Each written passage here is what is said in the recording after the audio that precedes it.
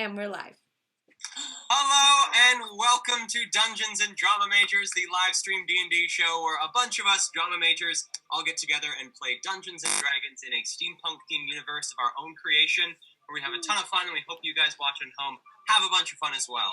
So as you can see, things are slightly different today, as none of us are in the same room. We are all practicing the great social distancing that is going to keep us all super safe from this crazy thing that is going around, but still really want to play D&D and bring you guys D&D. So we have decided to try this over a new medium. We're trying it over Zoom today, and so we're going to see how things work. If things are a bit glitchy, we apologize. This is our first time doing something like this, so we'll see how things go. With that said, we are without our sweet Abby today. Due to some things sort of working around with school, there's some weird shenanigans with his faculty going on that it is best that he takes this night to sort of settle that stuff. Meanwhile, do we have any announcements before we jump into this slightly strange session today? Yes. We've been taking advantage of some of the downtime and odd time off that we've had because of the craziness going on right now. And so we have a couple of sketches up on our YouTube channel and our Twitter and whatnot. So check out that if you like sketch comedy meets D&D world mesh. Awesome. I have an announcement. Go for it, Braden. I forgot that I have a pizza in the oven. I'm going to be right back. And Braden's house burns down. Wah, wah. Yeah. But the joys of playing from home, you can have pizza and play D&D. You can have pizza. Doesn't that mean your house burns down too? Oh, I will leave in just a second to grab that. I'm so Oh yeah, hey, I live there. Any live in an other apartment building together? You don't want that. No, No, it'd be bad. And here's the address. I'm putting it on the Twitter right now. Oh, good lord. Come find us. So, with that, shall we jump in to this session of Dungeons and Drama Majors? Woo! Mm-hmm. Okay. So, starting things off with a bit of a recap of what happened last session. We started last session off with the party embroiled in combat, having just begun their combat with Vikma himself, the leader of the Patchwork, and the rest of the Patchwork gang. He brought a pretty considerable amount of the gang itself to this gathering, to this handoff of prisoners. And the fight started off with just a lot of chaos. Jade fired in a fireball into the center of this semicircle of vehicles, causing a massive explosion, taking out two of the gang members, heavily damaging Vikma and his brute guardian that had come with him. Inside, Abby shackled one of the flesh shapers, picked them up, and threw them into the hole in the floor, which led down into a pit where the party knew that there was a black pudding awaiting whatever fell through the floor. And meanwhile, Rex and Aaliyah scrambled to make a pretty intense fight on the stairs, taking out a number of the gang members as well. Isla and Ludi faced off against Vikma himself. Jade had a very long back and forth with one of the flesh shapers who just refused to die, but also refused to deal really any damage to Jade.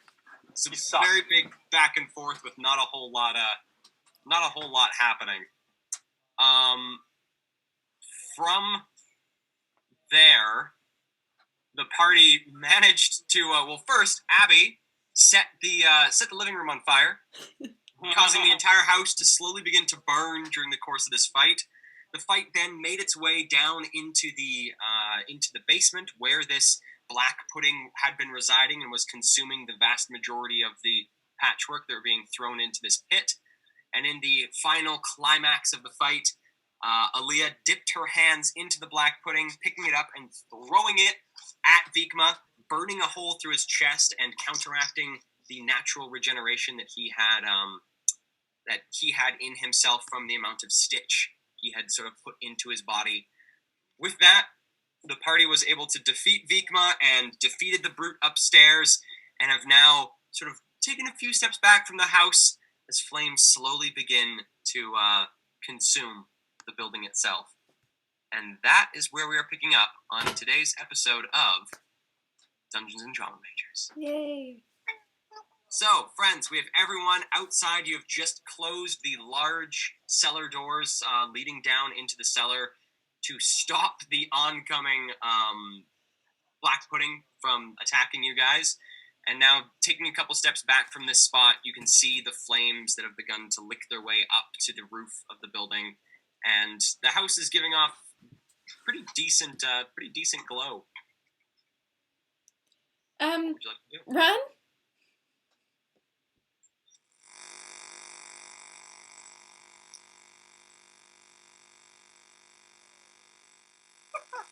Where's that noise coming from? It's Jackson, your mic's not working. You're just going.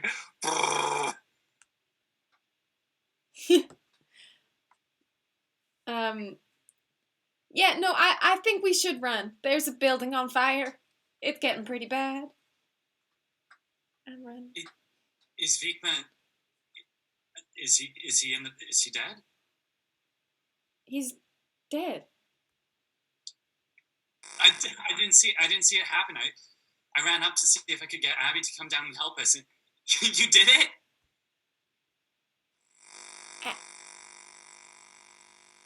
Oh, Jackie. Still getting that buzz from you, Jackie. Okay, Emily can't remember entirely. I'm pretty sure Abby did it, right? It was Aaliyah that did the Aaliyah. final blow that threw the Black Pudding onto Right, Vikma. right. Oh, yeah, that was so cool. No, Yeah, Ludi was there. right. No, Aaliyah did it. She picked up little boy and she threw him at him. Oh my! Aaliyah sort of comes up to you there, Ludi, and shows you, and like her hands have these like 5th degree acid burns Oh my god! across them. It it hurt. We should regroup. There's still bikers around, is there not?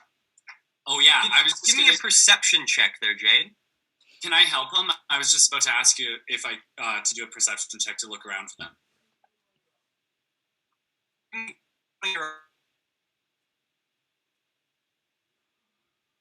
Was that a yes? Sorry. Yes, I think it just froze there. Give me one of your own there. Okay. There, Louis. Ooh! 16. I said 20. Okay, so glancing about and looking around to see if you see any of the lights pointed towards the farmstead. All 4 are gone. I wonder if they're... I mean, I'm sure that they were here just throughout the fight. Do you think that they're hiding and waiting to come after us if we leave? Well, no doubt we've made another enemy, as if we hadn't had one before. I doubt they're not going to forgive what we've just done. But if they are afraid, then maybe they will leave us alone for a bit. They might be sneaking up on us too. I can't see them, but you But never know. their leader's gone, right? Wouldn't So- you want to kill the guy who killed your leader? Well, if they love him, but they might just be hired hands. I'm just saying we should be careful. Okay. I think Someone should just look around. I think we Nice, also need to be right. careful of the burning building right there. Yeah, you're right. Aaliyah, Yes, do you think we could spend the night at Freya's place again? Just to I recoup? think that's a good idea. Okay. Let's go to the bikes then. If you accept, I'm gonna grab Rex's hand. I'm gonna give you a big hug, and then run off towards the bikes. And I'm gonna get Harpy ready. I look towards the where the fireball struck and like the seared ground around it. For any sign of like anybody who's like maybe moving, living, that maybe we didn't like fully put down. But then look over to where there's that gun that's been cracked into kind of the cannon. Yeah, the big old cannon. I'm gonna walk towards the cannon. Okay. So coming up to the cannon, you can see it has been busted beyond repair. Vikma's foot pretty well brought itself down right on the firing mechanism, and it's just sort of like bent up into a very slight U shape. I go, what a senseless waste of such beautiful mechanisms. And then I'll move towards the steam bikes that like they brought, then see if any are still like capable to be ridden. I'm also doing that. And I see Isla who's got a similar frugal mind, interested in capitalizing on some steam bike venture. So both of you going up to these steam bikes and giving them a bit of a look over. All these bikes, these 3 bikes that you can see, besides the one that is just sort of like a steaming mass of broken metal, the one that that Jade caused to explode.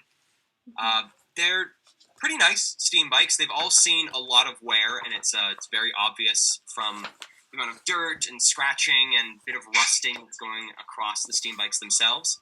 However, they are in workable shape, and you notice they're still running, like they're still in operational use. Are the keys in them?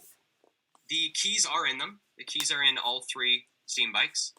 And one thing you notice is that these steam bikes have been equipped with saddlebags that are sort of set up on the spot where a second person would sit. And sort of looking through them and judging, the saddlebags themselves are pretty well completely empty, except for on each bike, you do find a small little spot on the right-hand side of each bike's saddlebags. You can find a small little stash of ammunition, and each bike has 5 round shot and 2 buckshot on it. Cool. What's buckshot? Sorry? I pointed at Isla and I said, that buckshot. Are you going to be needing that? I pick it up and I throw it to him. Okay. She throws 2 buckshot to you. Hey, And I'll Aaliyah. take another 2. Sorry? What did you say? Oh, never mind. I was gonna call out to Ludi, I think but he's I'll getting do a that pizza. one. Oh, never mind. Hey, Ludi. Yeah? What do you say? Me and you pick up our own rides, huh? Aaliyah, there's one here for you too. Are they in working order? Good idea. Oh, that's great. We can sell them and make a profit or something. How's their gas levels? Or their water levels? Give me an investigation check. Maybe we can like find a hose or something and siphon some of the gas out for our own tanks.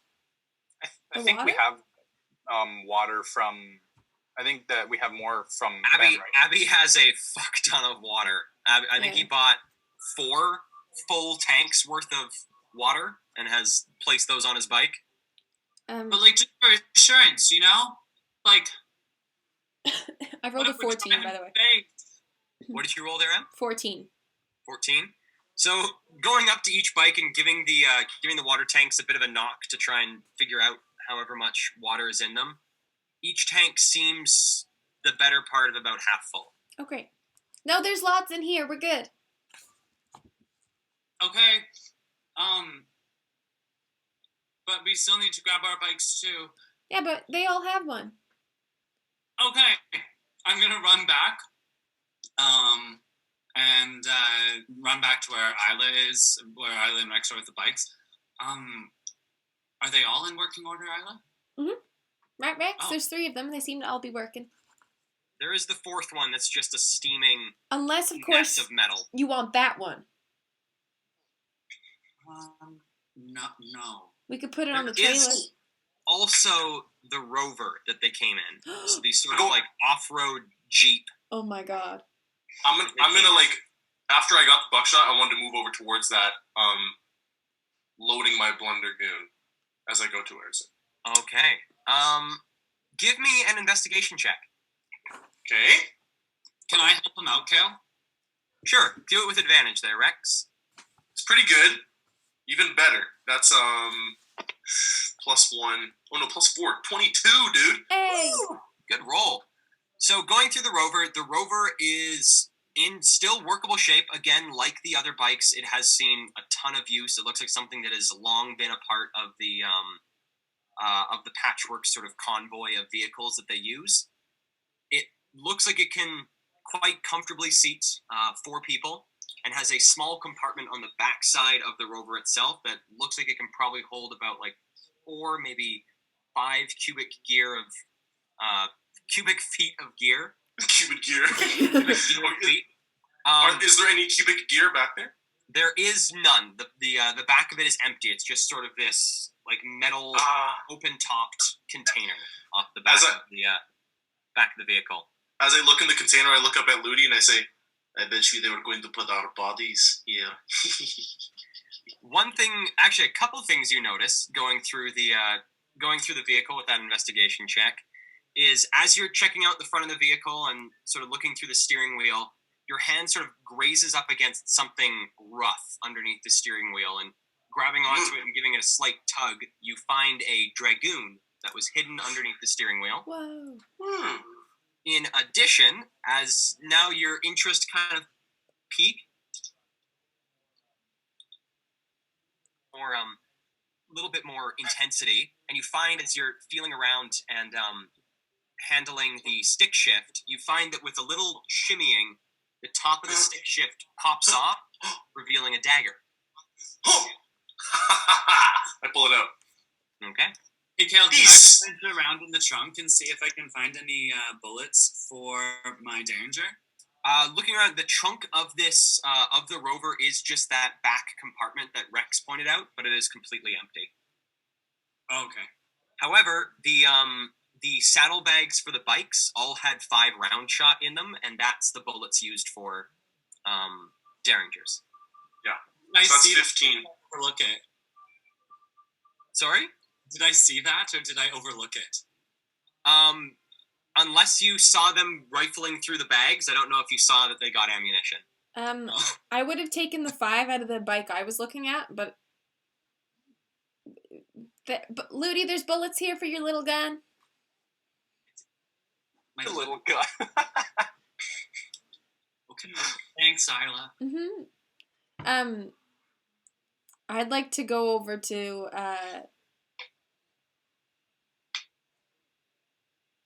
before we close the doors on Vikma.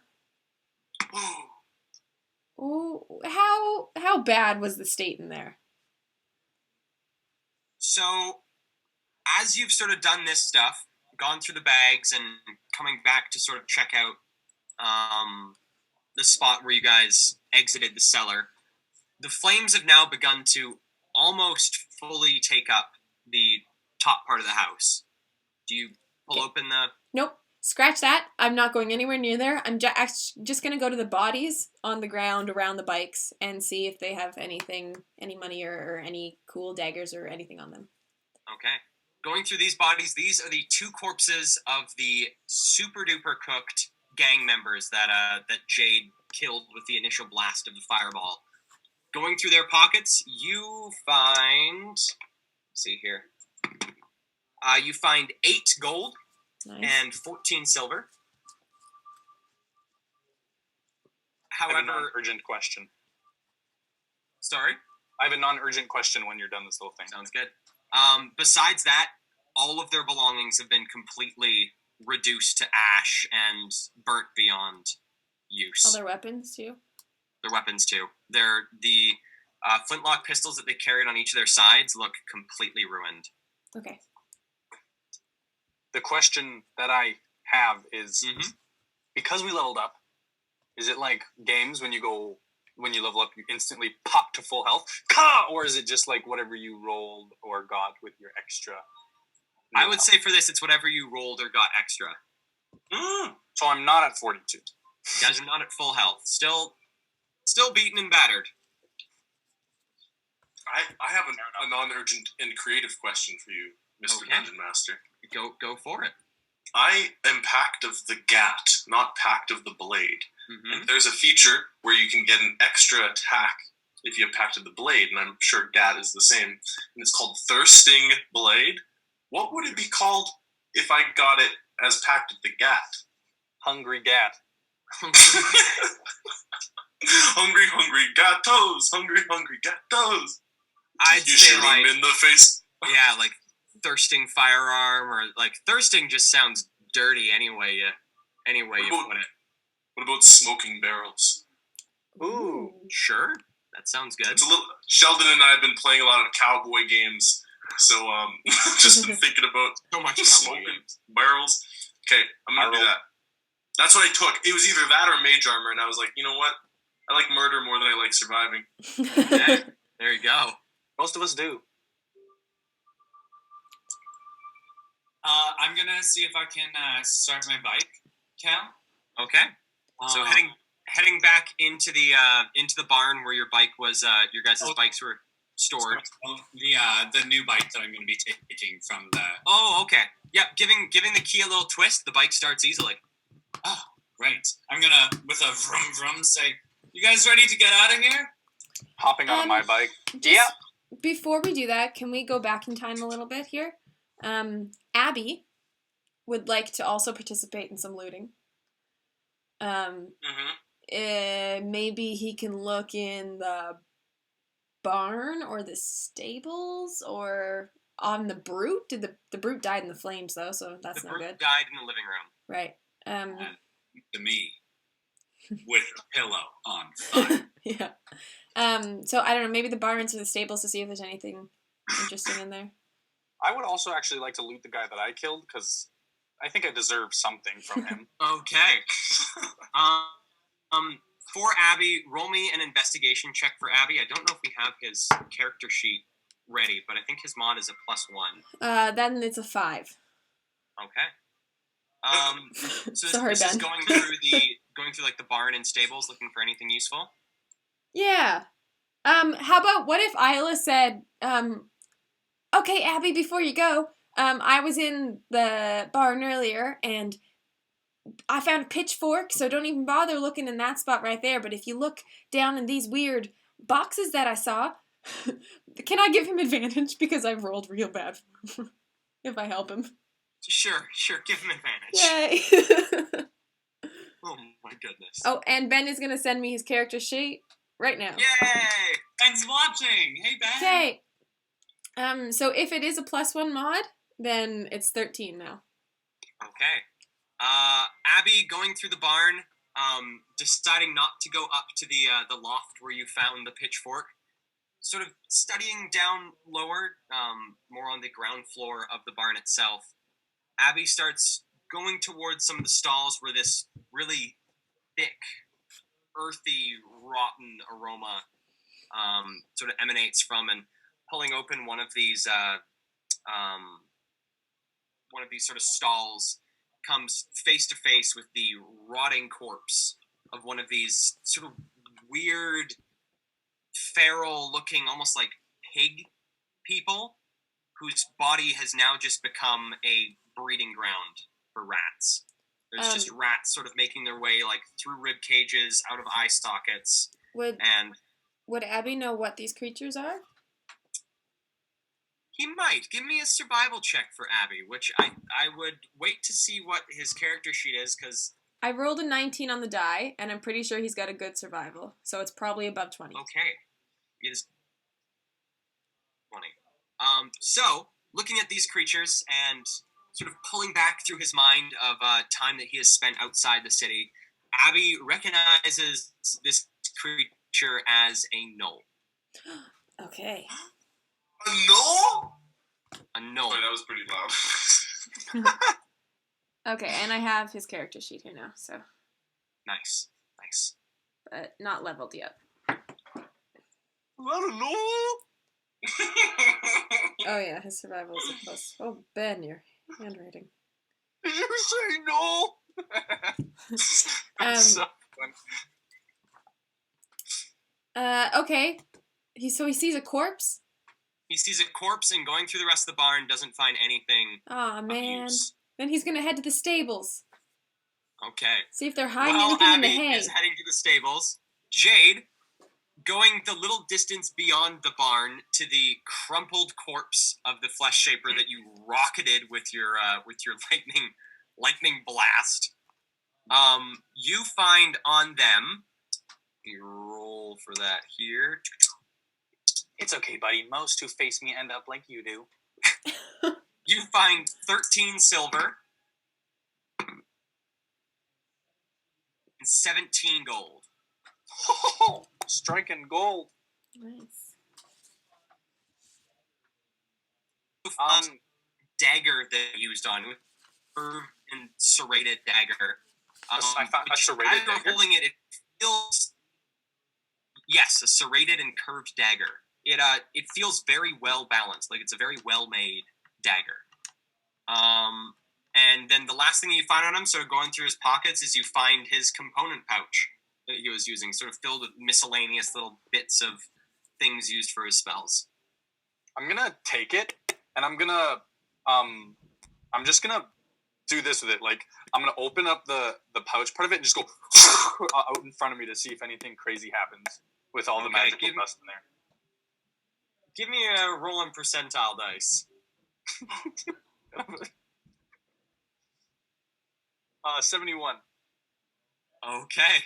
So throwing this like handful of miscellaneous components all in the air, hoping that like maybe something will happen. You sort of watch the little bits of like dust, and what you can see are like little bits of like grubs, like what looks like small grubs that you threw as well, bits of sticks, looks like some feathers as well, all sort of float in the air, and nothing happens. See, you had a faulty pouch. Your ingredients sucked. That's why I used my necklace. And then I start to mend it back. No wonder you couldn't hit anything. And I'm going to go to my bike with the dagger and with his money. Okay. So What would you like to do? I think Abby's at the stables probably by now. Yes, give me another investigation check for Abby. Oh, sorry, Ben. Investigation, you said? We'll let Emily roll for Ben. It's a 1, a natural 1 plus 0, so he's just at 1 total. Going through the stables, he finds again this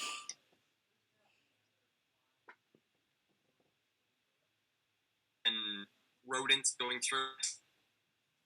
Nothing of use, really. Oh man. Stables. Okay. When Abby comes out, I'm gonna give him half of the gold that I found. Okay. Hey, Make up for the bad rolls.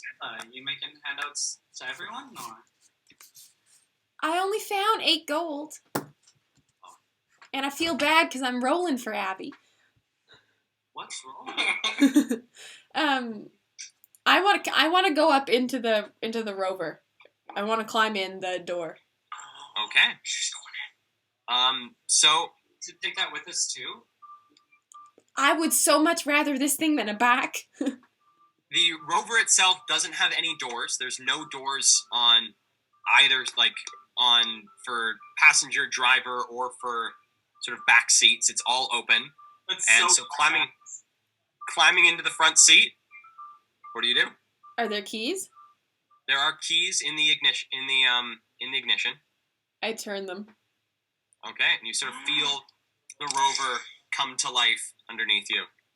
And then I want to try to do a donut in the yard. Give me a flat dexterity check. This is a driving check. Oh, God. Oh, God. Uh-huh. Yeah. Oh, no! No, it's fine. It's 13? Okay. I thought it was gonna be a lot worse. No. I could get hit! So you start doing these donuts, and you're spinning, and it's not quite. You're not quite getting like the drift. You're not quite getting like the break part of the donut. There is a moment where you come maybe half a meter from completely slamming sideways into the barn, but just sort of give it that extra little turn to keep yourself in this sort of semi-donut, which is less you drifting around with your back wheels in a circle and more you just driving in a circle. Woo! And then I pull it to a break. Okay? Does it look like we could fit one of the bikes in the back of this thing? With some difficulty. Great. I think we should take the difficulty. Aaliyah, come give me a hand. Okay. Oh, actually, you might need your hands. Abby! Abby comes out of the stables. Yeah. Can help me lift this back into the back of the Jeep? I mean, Rover. To help too. Okay. Okay, so give me a athletics check for Abby with advantage. Okay, that's a 16 or 15 plus athletics is... Oh, he's athletic. He's very athletic. 16. It's 21. He's a ripped man. Okay, so 21. So you guys are able to, with the three of you, hoist this bike. It is incredibly heavy, even with Abby taking the bulk of the weight of this thing. Both Isla and Ludi, you can feel just like how incredibly heavy this thing is. Oh boy. As you pull it up, and Abby's able to sort of set it down on this little back compartment of the Rover. You see the compartment sort of compress slightly as the bike is lowered into it, and the compartment maybe fits like the back wheel and back third of the bike, but that's it. The rest of the bike sort of like hangs out of it off the Rover. Okay, Isla, if you're going to be driving this with the bike in the back, then maybe no wheelies and maybe take it slow. Well, I mean, you might lose it. I will say this. I want to drive this thing. But I reckon I'm probably not the only one who wants to drive it. And I think your boyfriend was pretty keen on it earlier, so maybe we can like rock, paper, scissors. I have my back to you both, and I'm smoking a cigarette and looking at the burning building. Huh? Oh, that thing? No, go ahead. I have the harpy. Okay. Isla, maybe you and I should rock, paper, scissors to see who drives it. Oh, you want... I look over and go, oh, petty squabbles. Oh, I round the corner on my halfling bike too. you, Are we going or what? You want to drive it? Well, let's rock, paper, scissors. Okay. Okay. Rock, paper. Scissors. Fireball. Oh, and then on reaction, I cast Minor Illusion for a little, like, it doesn't make any sound, but a little, like, fire thing goes, and like, moves, and hits him in the chest and disperses. Sorry, Ludi. I cast Fireball. You're tapped, aren't you? You're out of Not anymore. We leveled Oh up, my- boyo. I could oh cast my Fireball. Are you gonna do it? No! I was like, God, you crazy. I'm gonna kill my friends. Sorry, Ludi. I- You can sit in the back if you want. No. But you can ride one of the bikes.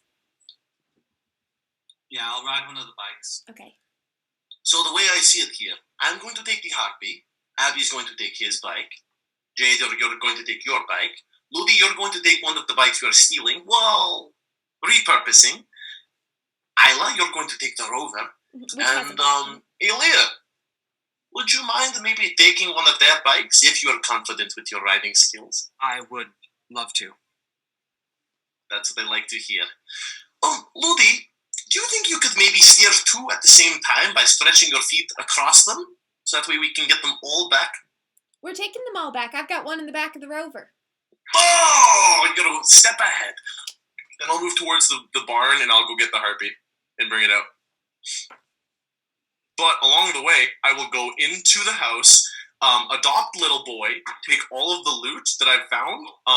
I know Kale's gone, but if I say it, then it's true. Also, I'm gonna level up 4 times, and become King of New Eden. I think. Hey, is this our show now? We can do whatever we want. I'm gonna I find 10,000 gold. And whenever I unplugged, just turned off everything in this room. Oh, that was the lights, eh? Oh, Yeah. maybe not. Oh, it was. That was cool. How do I do that? Platinum. Plugging everything. Blackout. Abby, Jade, are you guys What? gonna be okay riding by yourselves? I know actually usually you have prefer it. company. Okay. Abby? Yeah, I'm better alone. Okay, great. Thanks, friends. You know what?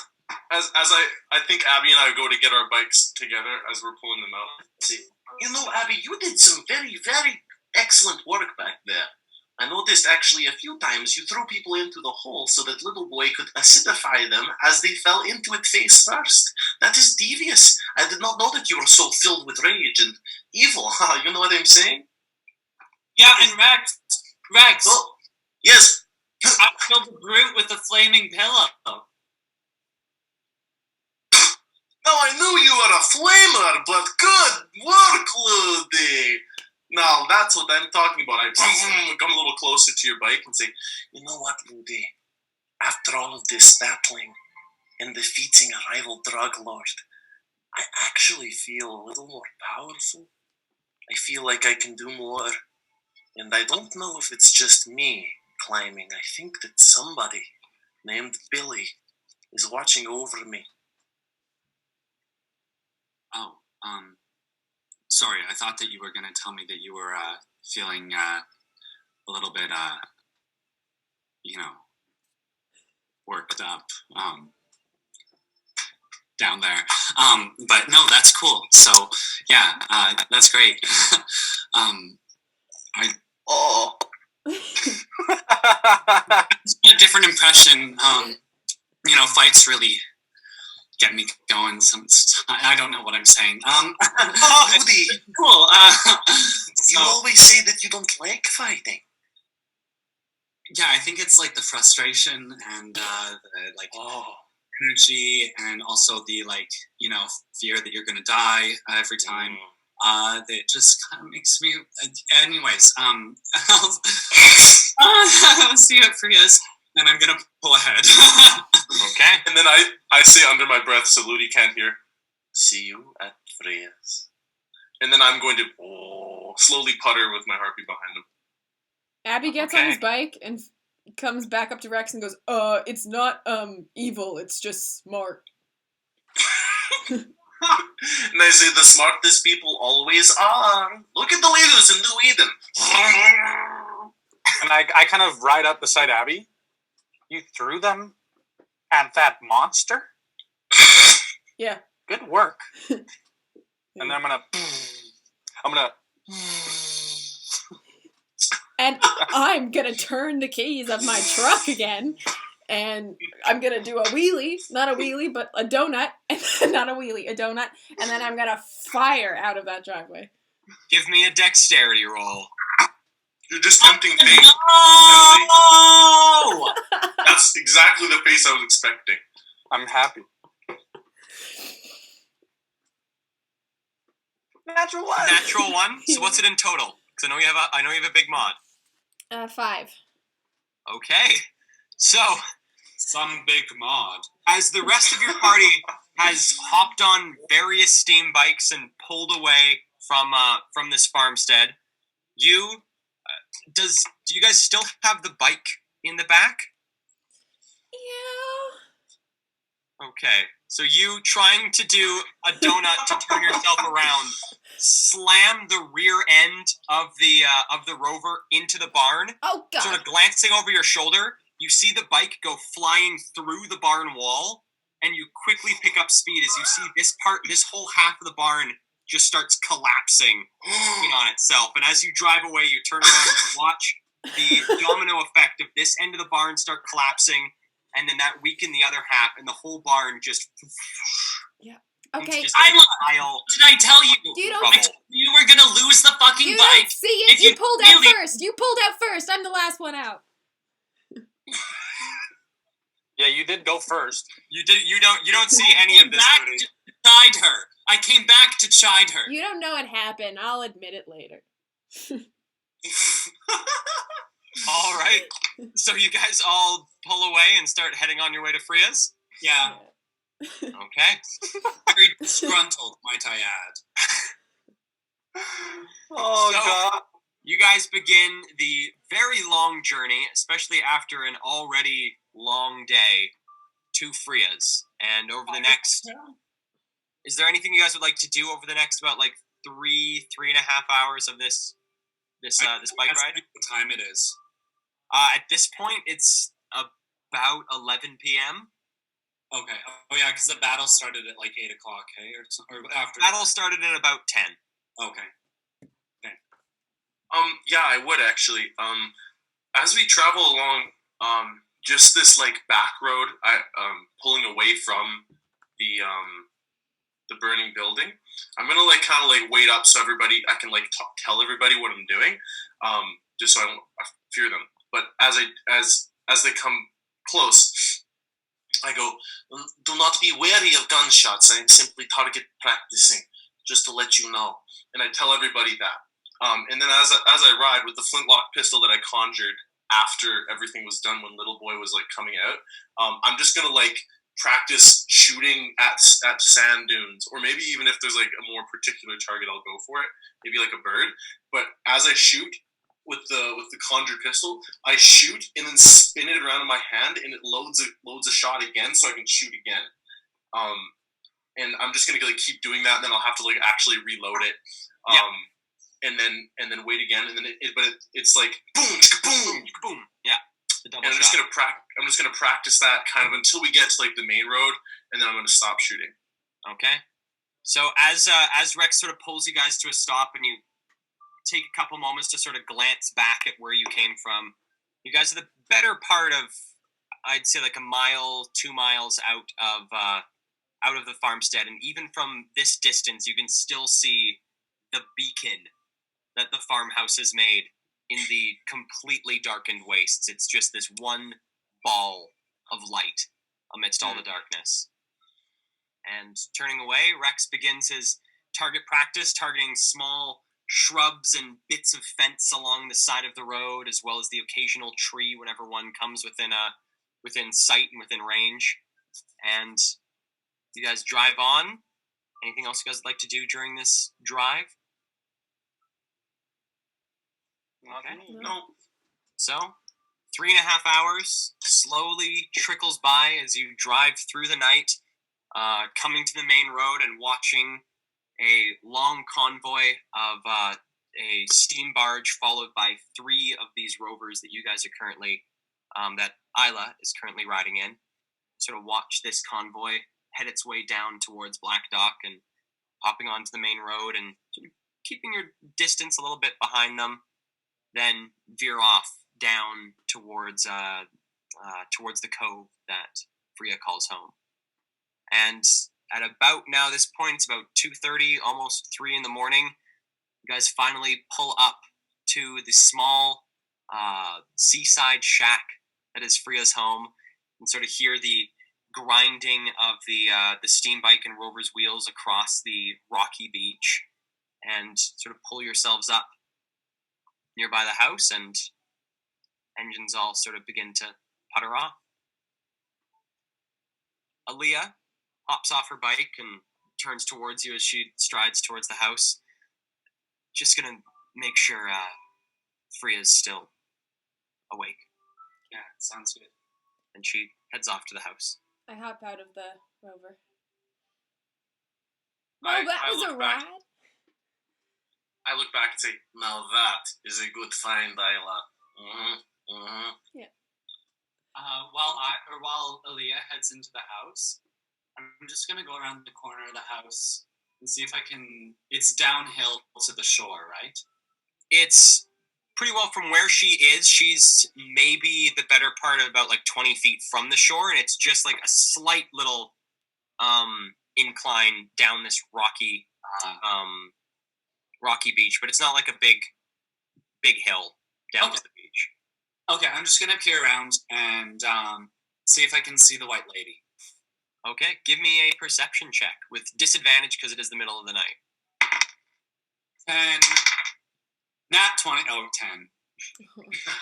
Peering around, trying to get in view the. Sorry, Kill 13. I forgot 13.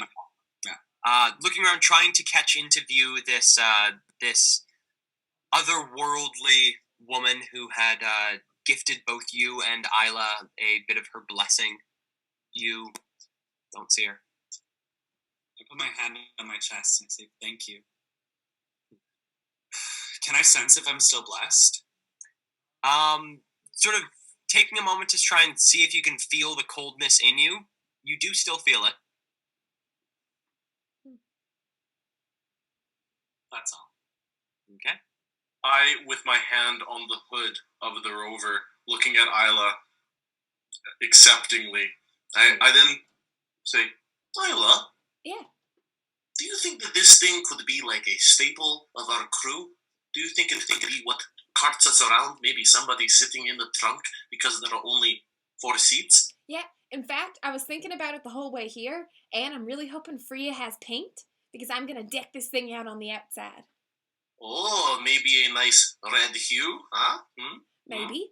And we can, like, I don't know. You know what? I'm just gonna let whatever inspiration comes to me in the moment come. No, we can't. Oh, sorry, Ludi, I didn't see you there. Isla, we could like take some of those big crab claws and like put it on the bumper and like look really badass, you know? Now there's an idea. Yeah. Or like some seaweed like dangling from the back, like you know how they do that with like horse and cart wagons and stuff, like when there's like Maybe Freya weddings has. and stuff No, and they dangle.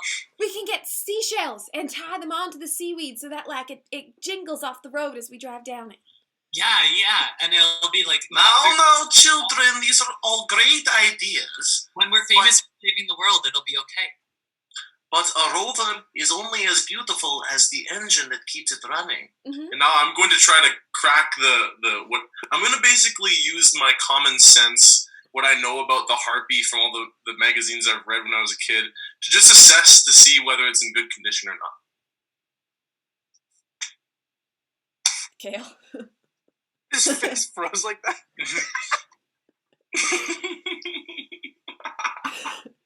I didn't get any of that, Jackie. I'm sorry. I said, now, kids.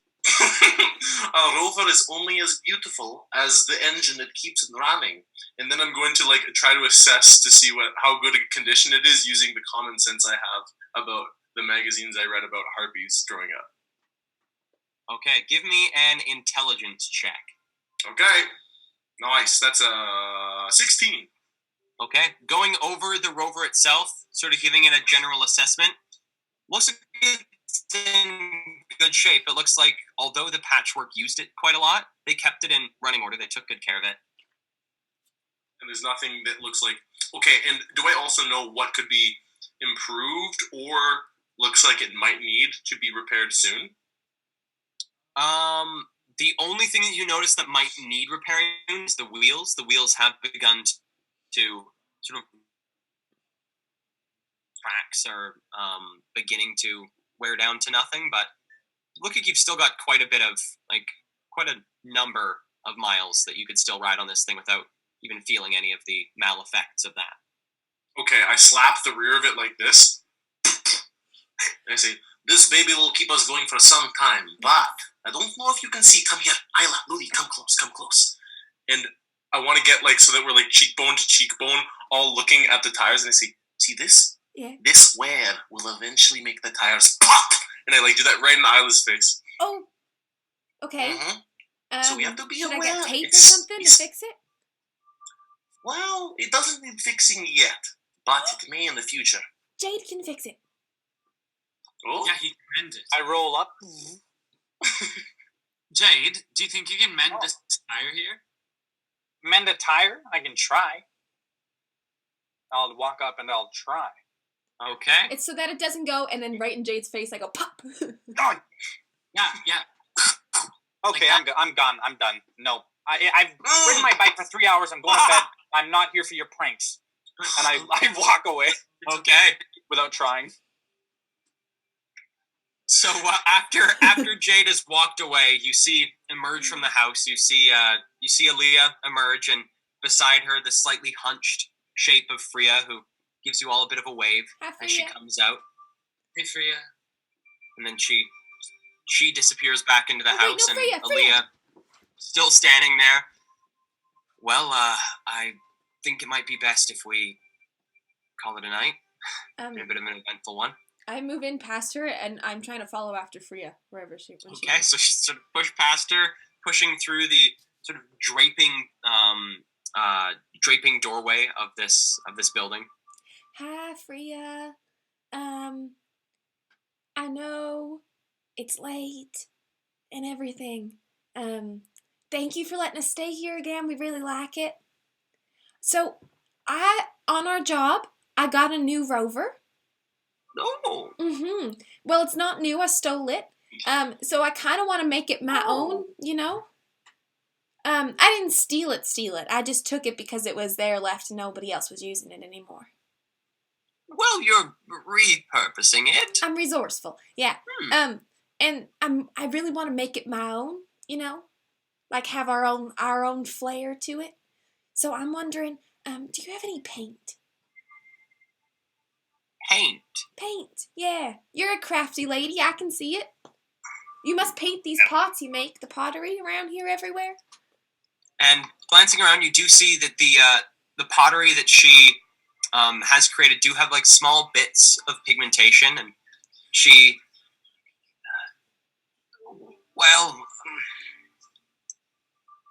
give me one moment. Okay. And she sort of turns into one of the corners of her house that none of you have really been. It's just been, looks like mostly like a store area where she keeps dry goods and the like, and sort of disappears into this little side room and comes out a little while later with what looks like a small little metal jar, and bringing it out and handing it towards you. I don't have much in the ways of pigments and large quantities of paint, but I do have blue. Bit.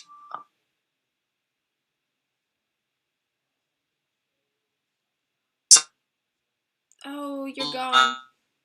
Or blue pigmented seashells. Or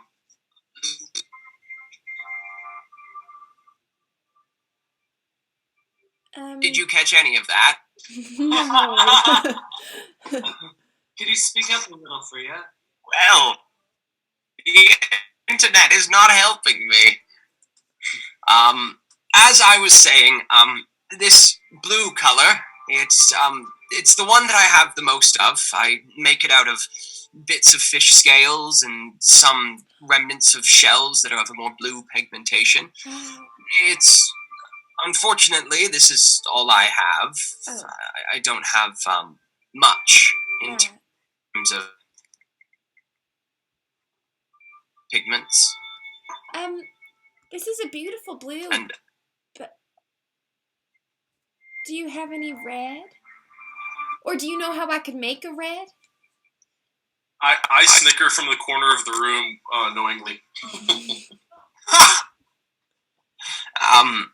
Red. Well, I don't have any Freya. enough red, but I do know how to make some. Crushed crab shells. Well, yes, some of the larger crabs and other crustaceans can have red pigments. What I'm more thinking of is there are some corals that grow. Oh, that's a bit dark. Well, look at us, Freya. We're in pretty rough shape. We've got enough to give to the cause. Well, these corals, they grow some of the more deep parts of the cove, but if you collect them and crush them down,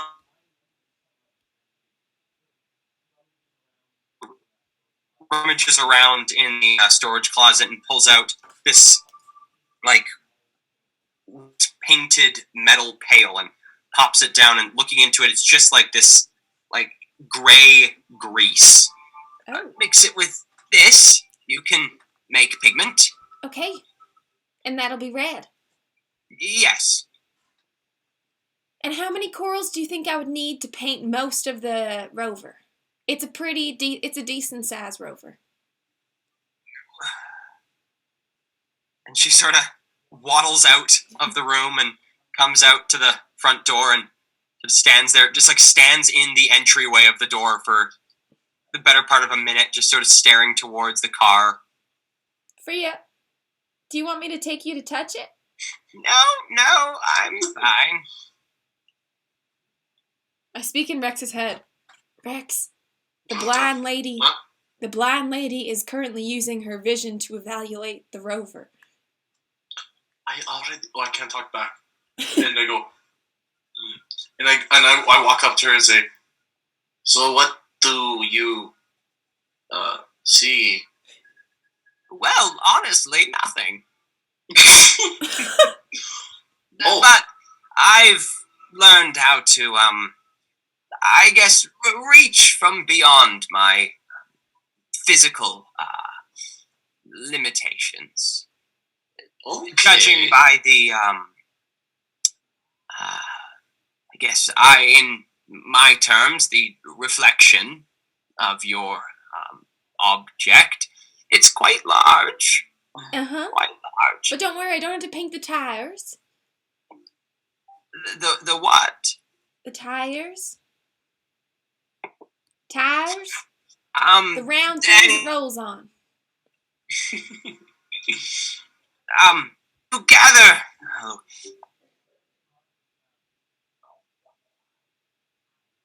Gather! 5 pounds? 5 pounds of corals free ya. It's a large object you're painting. You know what?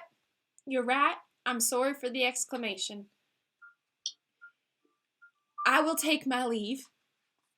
All right, well, have a good rest, and Oh, I thank you. will see you in the morning. Great. It Good night, waddles Freya. back into the house. Okay, who wants to spend an hour swimming in the ocean looking for corals with me?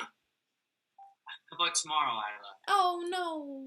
It is currently 3 in the morning. It's I'm already the in a bed. I'm so excited. I'm already I- passed out. I tell you what, it is not safe to go swimming in the ocean so late at night. But it would be safe swimming in the ocean late at night if I were to sit cross-legged on the shore watching to make sure that you don't drown. Okay. No, because Isla, there's night fish. They only come out at night, and they have big, large jaws, and Inside check. they. Okay, you're an inside check. I sense Rex Insight check. trying to be I, inside. I scrutinize Ludi like this, and I get a A deception 4. check there, Ludi. Oh, I'm not trying to deceive Rex, Oh, sorry, I get a 3 actually. and I get. Inside And check? you know what? The best thing about the night fish is that they disappear in the day and then they come back in the night. So we should wait until tomorrow. I rolled a 27 on my die. What is your insight roll there, Isla? 27. He is lying through his teeth. Oh, thank you, Ludi, for your concern. I appreciate it. Rex, I you ready? don't know. I'm not sure I should.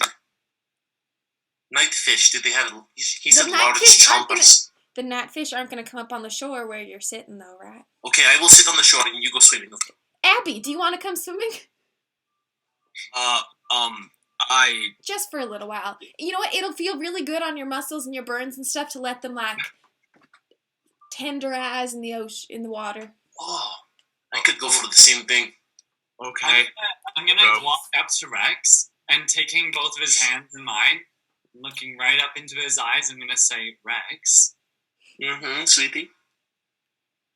I really want to go to bed now, while everyone's out in the water. Oh, Except for Freya. oh. And Jade. And Jade. But Jade doesn't give a fuck. what if instead we go to bed, we go, and I whisper, and I say in Draconic, I know he doesn't understand, but I say in Draconic, and I say, Broompa. And I say buggy in Draconic. Vroom. There's no doors. Well, they're on wheels. And then I'm going to ask, Isla, Yeah! you have a new lifeguard. It is somebody who could actually swim and pull you out of the water. Who? Well, Abby. Abby's course. coming in the water. He's like 5 feet into the water. No, So it's he will okay. help you. Okay. I'm just wondering, do you have the keys to the rover, or did you leave them in the ignition? No, they're in my bag. Why? Because Ludi and I are going for a ride. Okay. I reach into my bag and I pull out the keys and go, just be careful because, there's a steep learning curve with this one. The bike we tried to bring was collateral. Sorry. And I throw the keys at him. Are you going into the water with your backpack on? Oh, gosh, Abby, my backpack. You've got those long arms. Could you be a deer and toss it to the shore for me? Abby tosses it with great ease to the shore. Thank you. Ready? And then 3, 2, and I shove him in the water. Okay. Give me... Give you what? an athletics check. Okay. Oh, yeah. For Abby or for me? Oh, for me. Huh? No, for you. 18. 18? Mm-hmm. Abby rolled a natural 1. You push him into the water. And he starts to cry like a big baby. And then when he goes, pops up, he comes out of the water to see me like this. Ha! And then I dive in, and we look for corals. Okay. Give me a perception or survival check for both you and Abby. Okay. Oh boy. Uh-huh. Mine is a 16 perception. Abby's is 13 survival. Okay. So, diving down, you guys take little bits of time, sort of taking turns diving down. It's the better part of about like 12 or 13 meters below you at the bottom of the cove at this point. And so diving down, it is pitch black, and you guys are working in grayscale right now with your dark vision. So it's a lot of diving down, looking for something that you think is the coral, grabbing it, bringing it up, and looking at its actual color in the moonlight, and then deciding from there. Give me a Constitution saving throw. For me? Both of you. Okay. Hold Oh, your no. breath. Okay. I have a D4 right now on saving throws, though, for myself. You do? 7, 8, 10. For me. Okay, so that's for you. You get 10, and what does Abby get? Abby gets, what is that? 20. Whoa. Okay, so as you both are diving, sort of feeling around, grabbing bits of coral, pulling them up to the, pulling them up above the water, giving them a look, and then tossing them back to shore as they either are or are not the color. There seems to be 3 different colors of coral in this bay, in this cove. You find the red coral that you're looking for. You find a deep black coral, and you also find this sort of beige colored coral.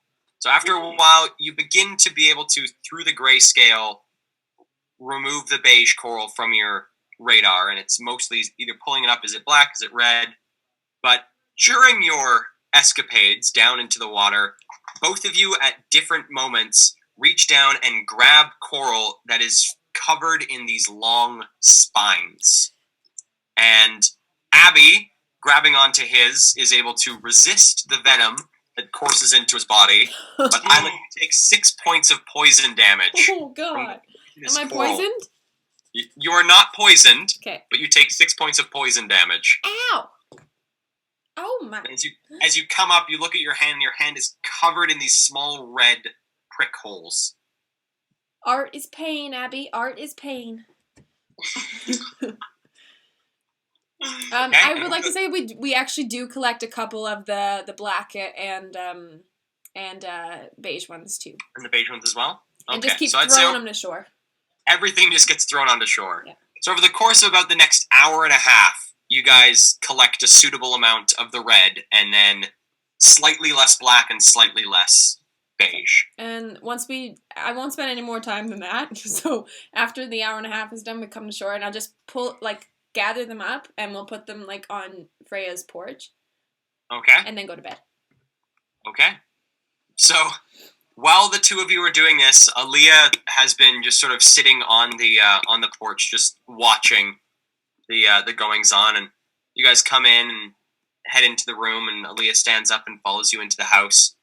And as you all prepare for bed, Aaliyah sort of approaches you and Abby and says, "Well, you folks have held up your side of the bargain quite handsomely.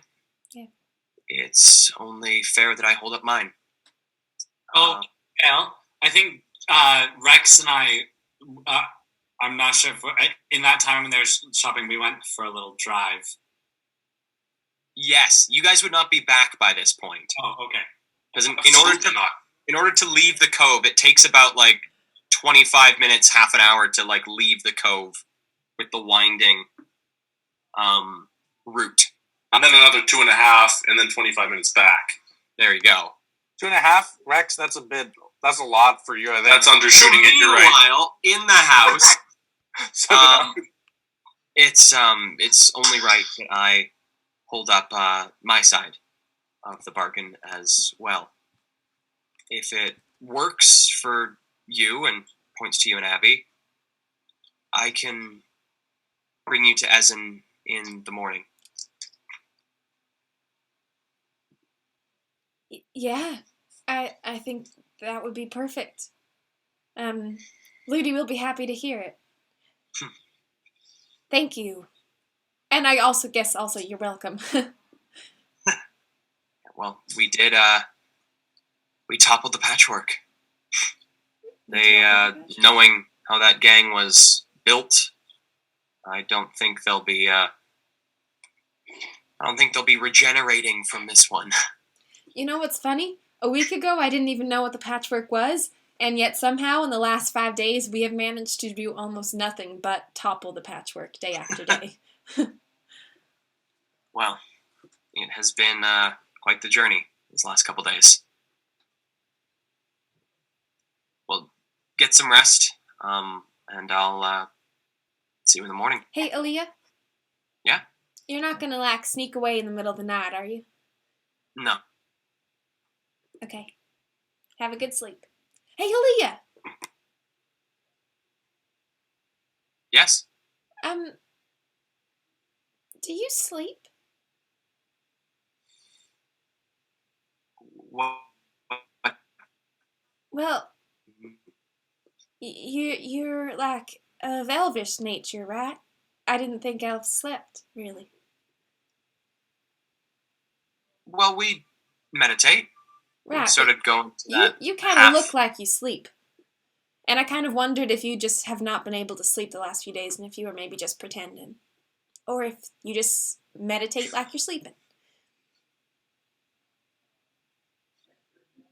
I've learned to, acclimatize myself to the sleep schedules of the other races. Just makes things easier sometimes. Okay.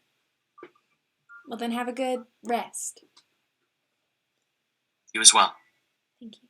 Good night. Night. And she crawls into bed. Okay, Abby, we need to get up extra early in the morning if we're going to make paint the rover before we have to leave to go see Ed. Yeah. Okay? Crack of dawn, I'll see you. You know what? That's in an hour. That's probably not okay. I'll see you in 4 hours. Sounds like a plan. And I set myself up against the wall. Okay, and Abby finds a spot and goes into his trance. Meanwhile, the two of you driving up and out of the cove, whereabouts do you go? Up and out of the cove, and then overlooking the cove. Okay. Yeah, Rex is driving. I made sure of it. So then over to the sort of lip looking down into the cove. So yeah, it takes you probably the better part of about like 25 minutes to reach your destination. I'll pull it to where like the hood of the vehicle is about like 4 feet away from the edge of the cliff, like so that we're like on the edge. Good plan. Cool. And then I'll stop it, kill the engine, look over at Ludi. I look over at Rex. Here, I'll do this.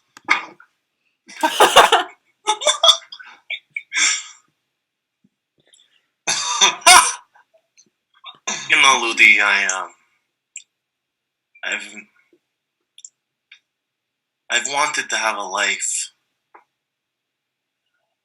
free of danger, free of being chased for months now, and I know you have too, but I don't know. I haven't felt this good in a long time.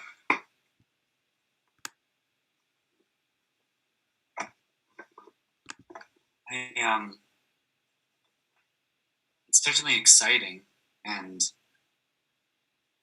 it's a thrilling way of life, but I don't think my heart will be at peace again until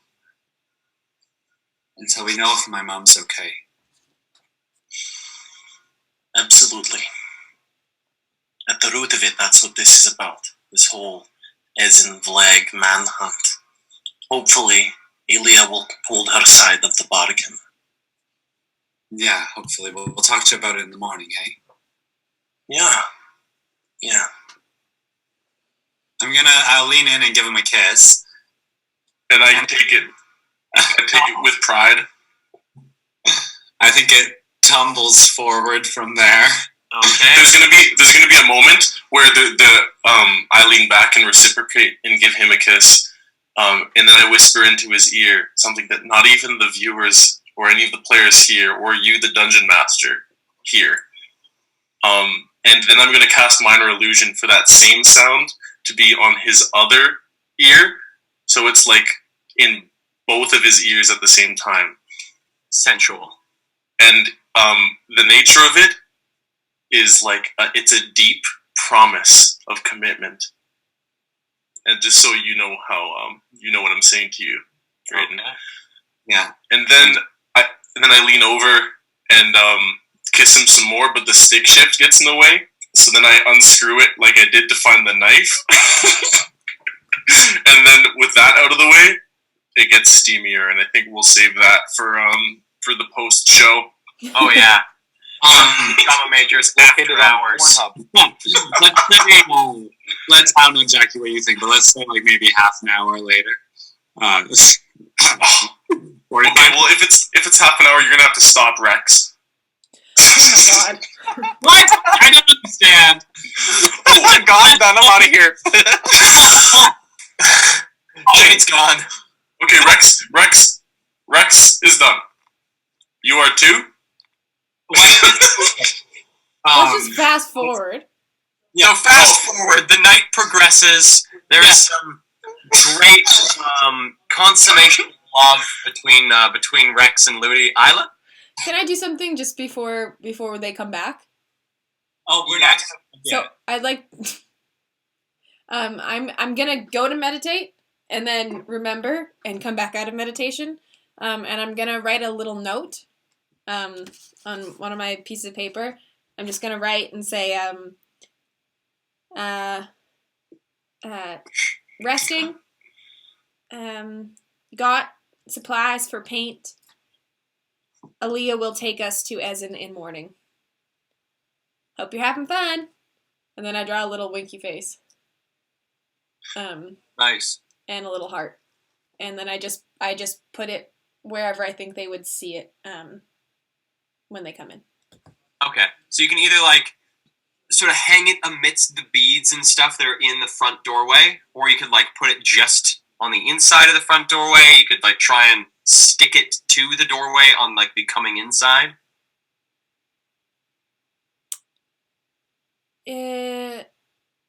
I'll hang it in the beads in the doorway. Okay. Yeah.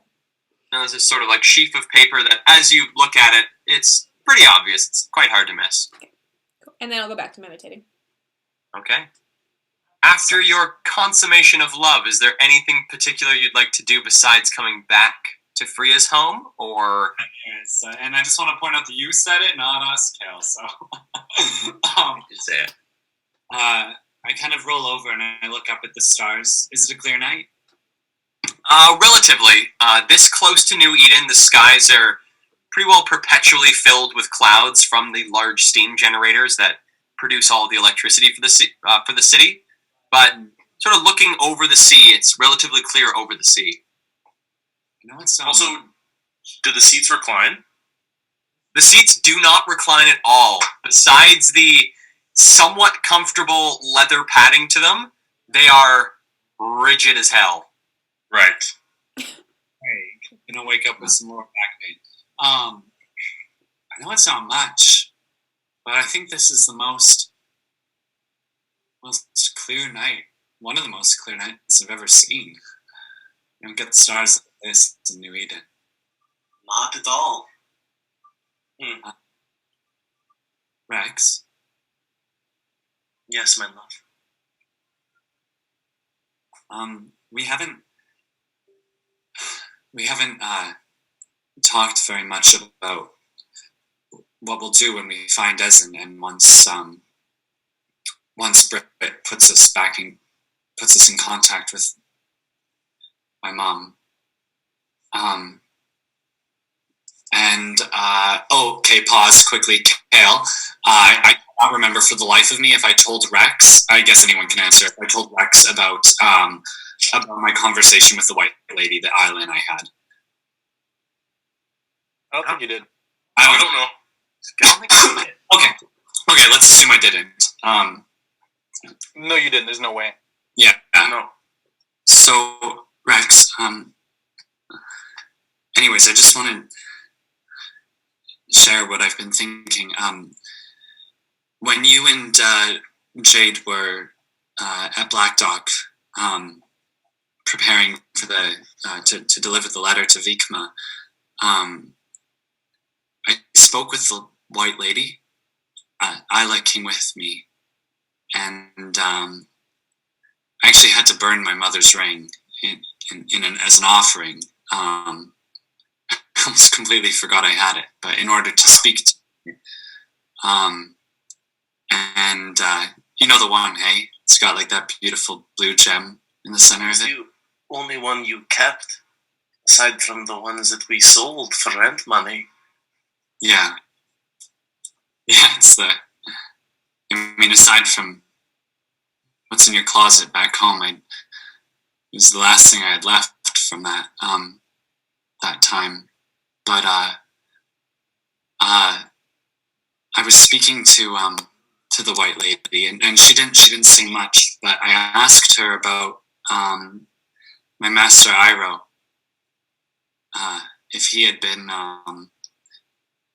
I suspected that he'd been killed after I left, and all she did, really all she did was gesture towards New Eden, but there was this look in her eye, and Isla agreed too. It seemed like she thinks he is maybe still alive, and I don't know if the Ravens have him or if he's been set free now that they would know he had nothing to do with my escape. But I want to save them both. And that's what Iroh and your mother. Yeah, and that's what I know. We haven't talked about it, and I know I said that I just want to check in and make sure she's okay. But with a dad like mine for a husband, I'm sure she's in a lot of danger. I mean, she was all my life growing up with how he beat her and what things were like. And I need to.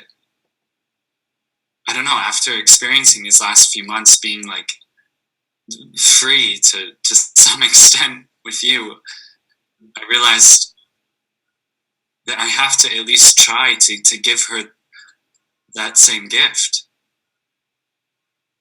And I just want to know what you think of that. I don't want to just contact them. I want to get her out. And I want to find where Iroh is. And I want to get him out. You heard what I said to you not but half an hour ago. 45 minutes, but... I'm at your side.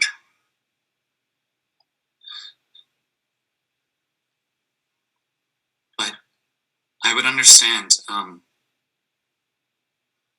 It's a lot to ask, and we've only been together for a few months. And I can try to do it alone if I have to. I don't want to put you in any more danger than you're willing to be in, and it will be quite perilous. And I don't even know what to say to the rest of the group yet, but I have to do this. I have to do this.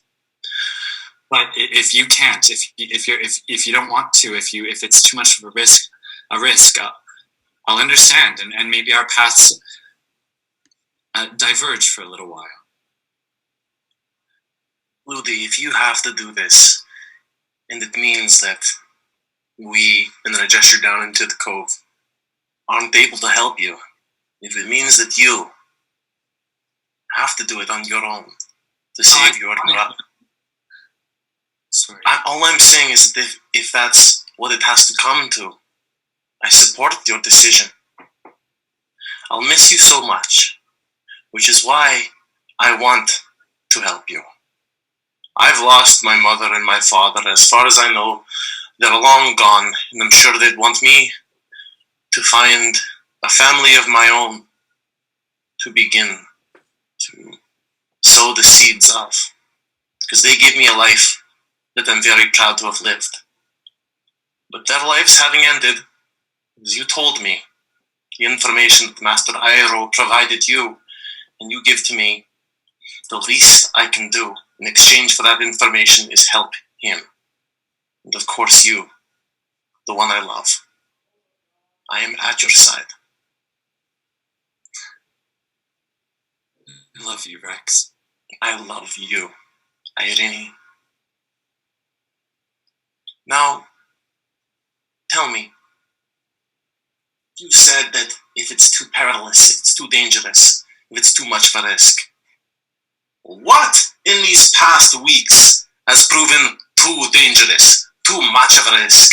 Is there a limit to the danger that we can sustain? I do not think so. And I turn on the engine, and I start hitting the gas a little bit, so we creep towards the edge of the cliff a little closer, like 6 more inches. Rex! How much more danger can, and I go another 6 inches, we sustain? And then I slam it into reverse with sleight of hand, and then I hit reverse and then pull it back safely.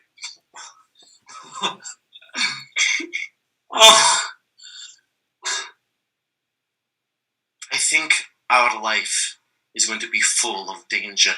And like I said, it makes me feel good. I'm going to put it into first. I'm gonna put my hand in Rex's. Oh, I guess he's got both hands using if it's a standard. I'm gonna put my hand on his thigh, on his lower thigh, not upper. And I'm gonna lean my head against your shoulder and doze off as we slowly drive back to the hut. And I don't think I wake up when we arrive. I slowly putter down into the cove, and Kale, could you please bestow me 1 spell slot for coolness?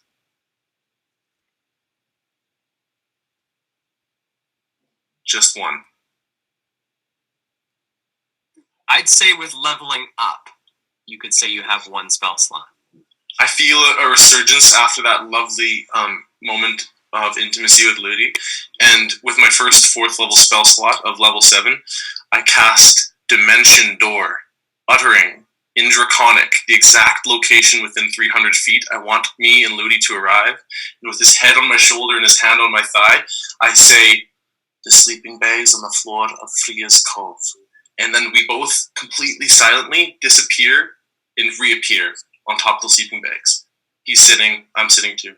And I lay him So down. the rover is still up on top of the. No, we drive down! Okay.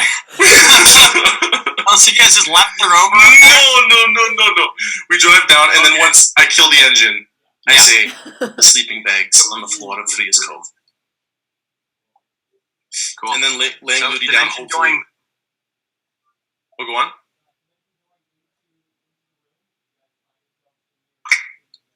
Dimension dooring in your sleeping bags, looking around. Everyone else around you is completely out. With Ludi out too, I stand there for a moment, and I look down at the chains up from my armor that have just been like acidified to like completely irreparable. Yeah. And I take it off, and I kind of just hang it up anywhere on the wall I can and look at it for a moment, and kind of go, "You served me well." And then I'm going to lay down in my bed and take a dose of Lax and fall asleep. Okay. So, the night slips by pretty.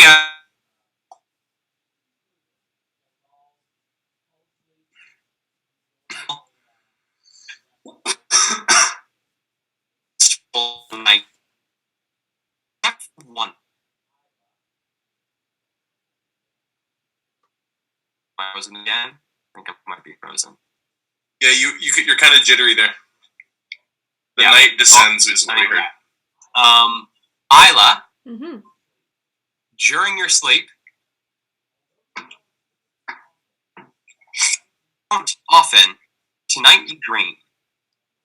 And what you dream of is of text.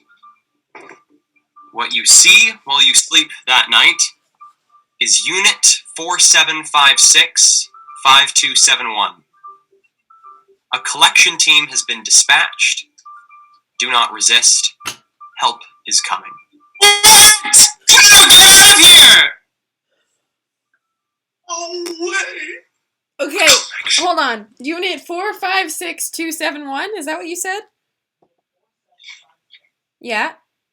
456-5271. 5271. Oh my god. A collection team has been dispatched.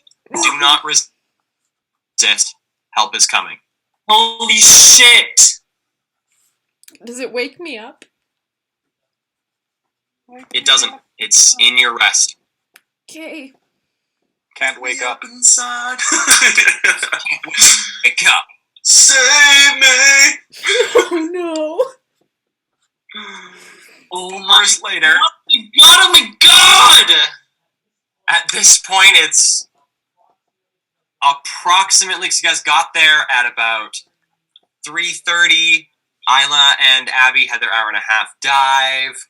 It's the better part of like 9 o'clock at this point when you and Abby and in a little while, Rex will also be waking up. You wake up, you give a look around the room. The first thing you notice is Aaliyah is nowhere to be seen.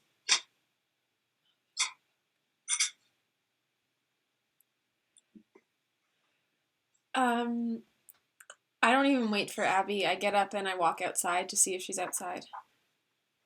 Coming outside, give me a perception check. This 22. Okay. Coming outside, glancing around, looking for Aaliyah, looking around behind the house, checking the water. No sign of Aaliyah. You do notice that one of the bikes is gone. I try to ping her. Can I ping her? She is not within 30 feet. You cannot ping her.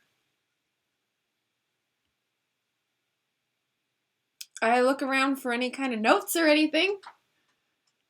Okay. Give me an investigation check. Oh, really? Yeah, that's 8 minus 2, so 6. Looking around, trying to find any sort of sign left by Aaliyah. You don't find anything. It's okay, she's coming back. She just went to get breakfast.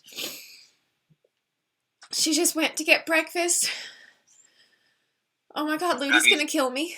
Abby's there, like, standing on the outside of the porch, sort of watching you. Abby, Yeah? Ludy's gonna kill me. Why? Oh, she'll be coming back, right? She just went to get breakfast. Tell me she just went to get breakfast. She's coming back, Abby. I don't know. I mean, I hope she's coming back. That would be a really crappy way to leave us. She was pretty nice, right? Yeah.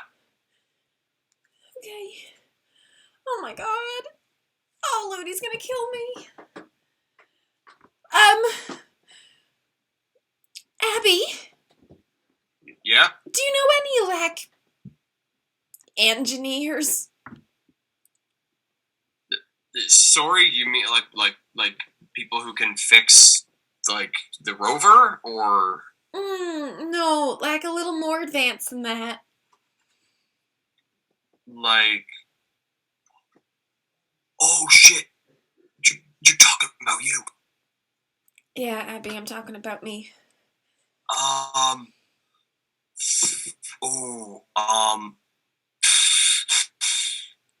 Come on. You're resourceful. You know people, right? I know, like caravans. I know, like things like that. I don't know. You're the first time I've ever come in contact with anything like you. I don't know anyone. There is nothing else like me. That is true. Okay. When will Jade wake up? He went to bed first. We went to bed about 2 hours after him. So he's got another, what, hour? Hour and a half? 2 hours. Okay. Should we take the rover for a spin and see if we can find Aaliyah? Sure. You think? But maybe we can figure out where she went. Yeah. Oh, we can follow her tracks. Abby, smart. I love how Iowa takes no credit for her own great idea. So, going towards the rover, the first thing you realize is that you don't have the keys anymore. Oh, they're not in it? No, I believe. I left them in the ignition. Okay, the keys are in the rover. Ready? Okay. Yep. Now, I'm gonna drive. You use your freaky eyes for seeing us spotting Aaliyah or spotting any bike tracks. Watch the bike tracks. I am gonna try to ping her every 5 seconds. Oh God. Okay. And off we set. A world. What a world. So you and Abby begin to drive up the winding path heading up out of the cliff, out of the cove itself, and sort of pulling up just beyond the exit of the road that leads down into this winding path. What would you like to do? We're gonna go at like not a super fast pace, like at a pretty medium pace, and we're gonna drive along the road. Actually, no. Abby's gonna look and see where the bike tracks go. Okay, give me a survival check for Abby. Abby. Oh, that's good. Oh, thank God. That is a. God. Sorry, just trying to find it again. I don't use this stat. Survival. Oh, there we go. 19. 19, okay. So Abby is able to quite expertly pinpoint the different size of tracks, even amidst like all the other tracks of you guys coming and going to this place. He's able to pick out the slightly faded, but still very visible tracks of the steam bike that Aaliyah must have taken. Okay. We're gonna follow them. Okay. Do they appear to go like really far? So as you guys follow them, you guys sort of follow them along this side road that you're on that has led you to this portion of the cove. It's less of a road and more of just like a path that has been created by a large amount of travel. After about half an hour, you guys meet up once again with the main road. And Abby, sort of watching the tracks, sort of peering down at them, trying to get a good sense of which way they go here. Give me another survival check. Question, Kale. Would I have woken up from hearing the engine turn on, or was I still in lax sedation? This is still lax sleep. Okay, cool. That's an 18 for the Abby survival check. And I also want to remind you, I've been pinging every... Yeah. Okay. So that's every person in 30 feet. Yeah. 30 feet. So Abby, coming to the road, is unable to, amidst all the other tracks, figure out where Aaliyah's goes specifically. But one thing he does note is that they veer off in the direction of New Eden. Okay. We go back to Freya's Cove. Okay.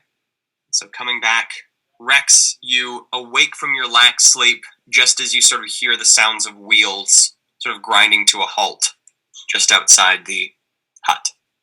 I fell asleep, I think, probably in Rex's arms, and as he shifts, I kind of tumble to the side. Hey,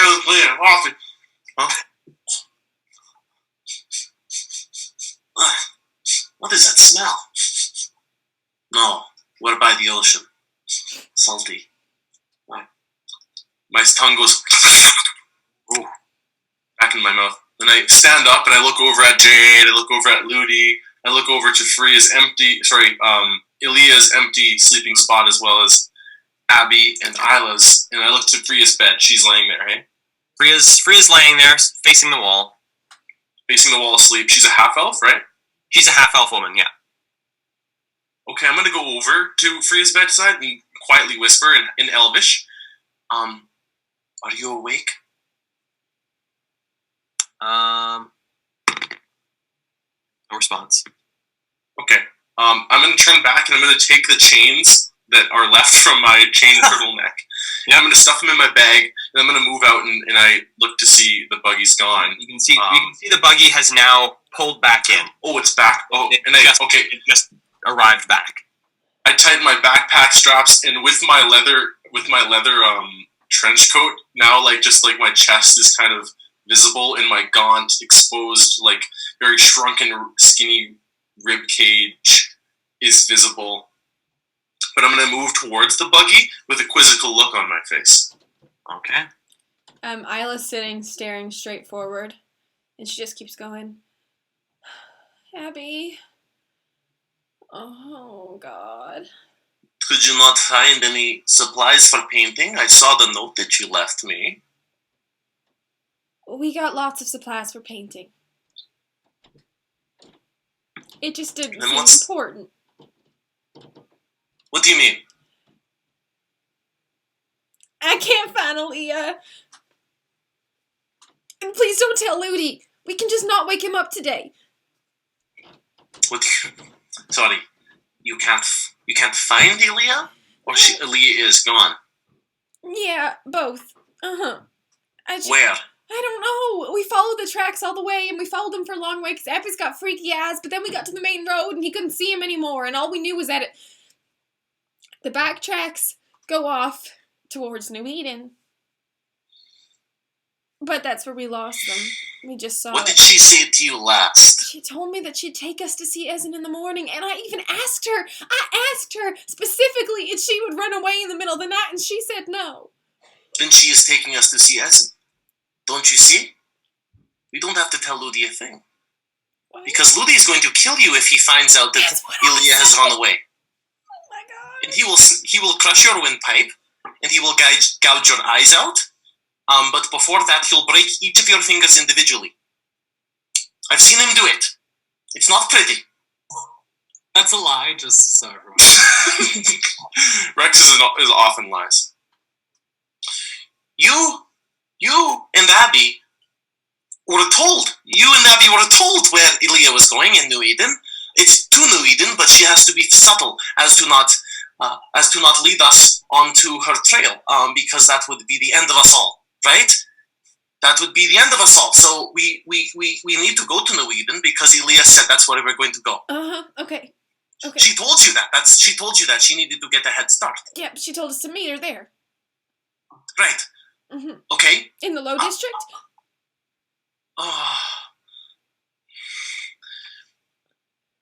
We must go to the children of Rags.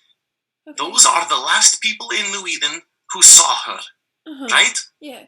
And they like us. They will help us. Yeah. And they helped Ilya. She might want to check on Violet and Bernard. Abby, you don't say a fucking thing to Ludi about this. Huh? I am. That's what I thought. Oh my god. This is crazy. I hate being awake for this.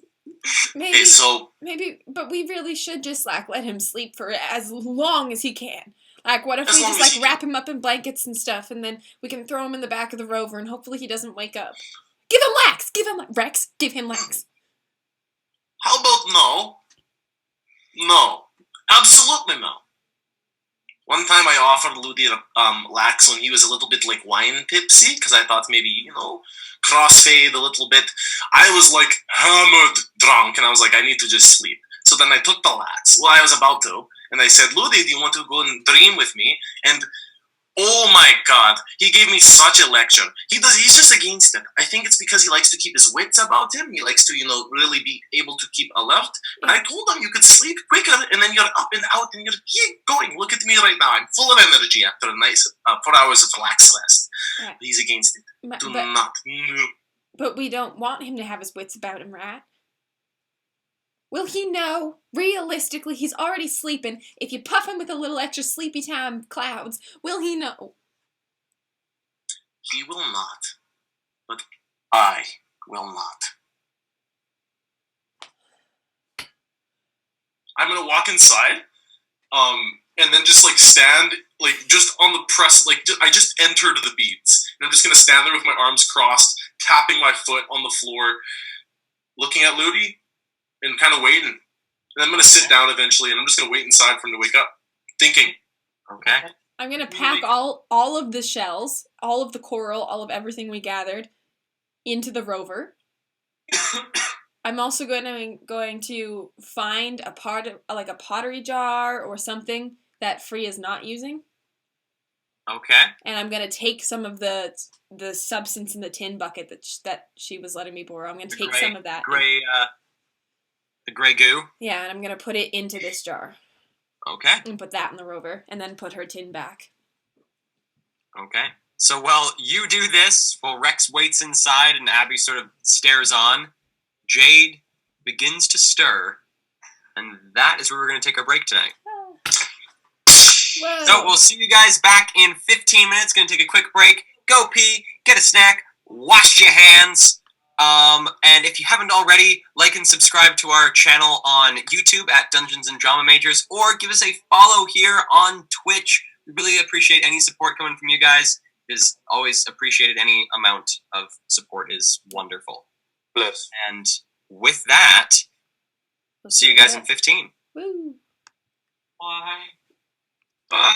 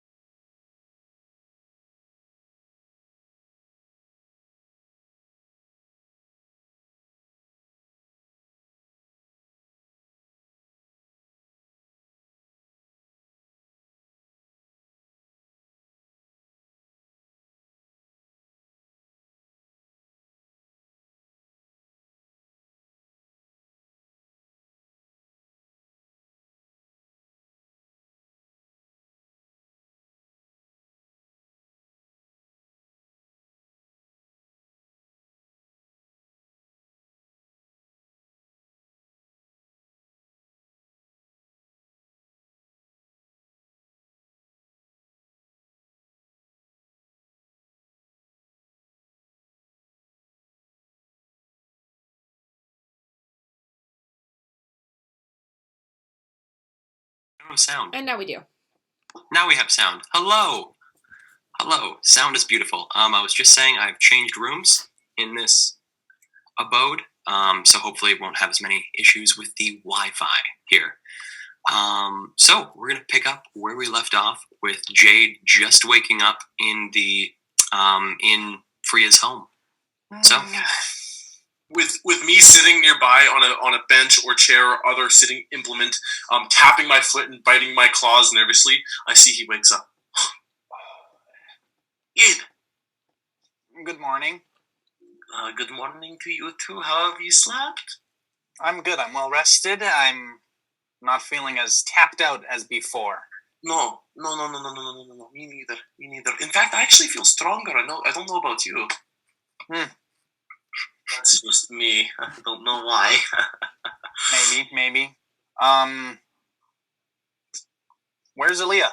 I'll tell you. So the others are just sitting outside in the Jeep. The buggy, I should say. They have been just driving about. Why don't you go out and talk to Isla? She could tell you a little something about that. Sure. And then I go outside. okay, you see Isla and Abby by the Jeep. Oh my god, oh my god, oh my god. What's wrong? Jade? Hey. We have so many things we need to discuss. All right. I come. Are you guys in the buggy or whatever? Standing outside of it, like leaning on it. Okay, I walk up. Are you fucking with me again, or is this serious? No, I'm not. I'm freaking out. I need you bad, man. Okay, what's going on? Okay, number one, Ludy's gonna freaking murder me. That I don't know what that means or why. Why is that? I lost Aaliyah. It's not. Okay, so what do you mean? You lost Aaliyah? Oh, so when we went to bed last night, we were going to bed, and she was like, "Thank you guys," and now it's time to hold up my end of the bargain. So I promise you, tomorrow morning we're all gonna drive together, and I'm gonna bring you to Essen. And I was like, "Thank you, great." And then I even said, didn't I, Abby? You were there. I said, "You're not gonna run away on us, are you, in the middle of the night?" And she said, "No." So, and you believed her. You just went, okay, cool. We're not gonna put any precautions up. We're not gonna keep an eye on her. You just went to bed because you trusted a woman who is known for swindling, right? But usually she's not very good at it, so I thought that. Well, she likes us. She doesn't know us. So then this morning, we don't know her. No, I know. This morning, Abby and I, we got in the buggy, and we Abby with his like eagle eyes watched the tracks of the back, and we followed her back tracks all the way out, and then for like half an hour, and I was pinging the whole time, and I couldn't get her. And then we got to the main road, and he saw that the back tracks went towards New Eden. Gone. But she went to New Eden. But then Rex said, I told Rex that we shouldn't wake up Ludi. And then I said that maybe we should even give him lax so that he stays asleep for longer so we can figure it out. But then Rex said he didn't want to do that, but he also said we had to lie to Ludi. So now we have to tell Ludi that Aaliyah told us to meet him in New Eden. Why? Why are we lying to anyone? I don't know. Just because you're afraid of getting yelled at? Because Ludi really wants to believe that we know where Essen is, and I don't know. I think Rex thinks it's better if Ludi thinks it's really real. Ludi needs to know. He's part of this party. We can't keep him in the dark. Thank you, Sheldon. But he's sleeping right now. He'll wake up and we tell him. And then we go and find Aaliyah. Because you guys didn't keep an eye on her. I trusted not to say anything because I figured it would be fine. I figured you guys are smart enough to not... Oh. I asked. I went to bed because I'm tired. Okay? Jade. I shouldn't have to freaking remind you all the time. Oh, man. Jade. There's What? something worse. What could be worse than this? Well, it's a little more personal.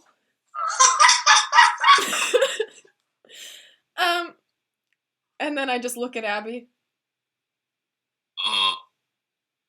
Abby looks back at you. Well, what? I'm waiting What could for... be so... I'm pretty much looking at him, waiting for him to leave. Okay. Gets up and sort of walks little ways away. I had a vision when I was resting. And I don't do that. No. Like my whole everything kind of covered over. And it said my unit number. And then it said, a collection team has been dispatched. Do not resist. Help is coming. And I don't know what to do. We gotta get whatever's in me out of me, right? So they can't find me, right? Where do we go? You must know engineers. We have to go somewhere, and we can't tell anybody else or they're gonna freak out.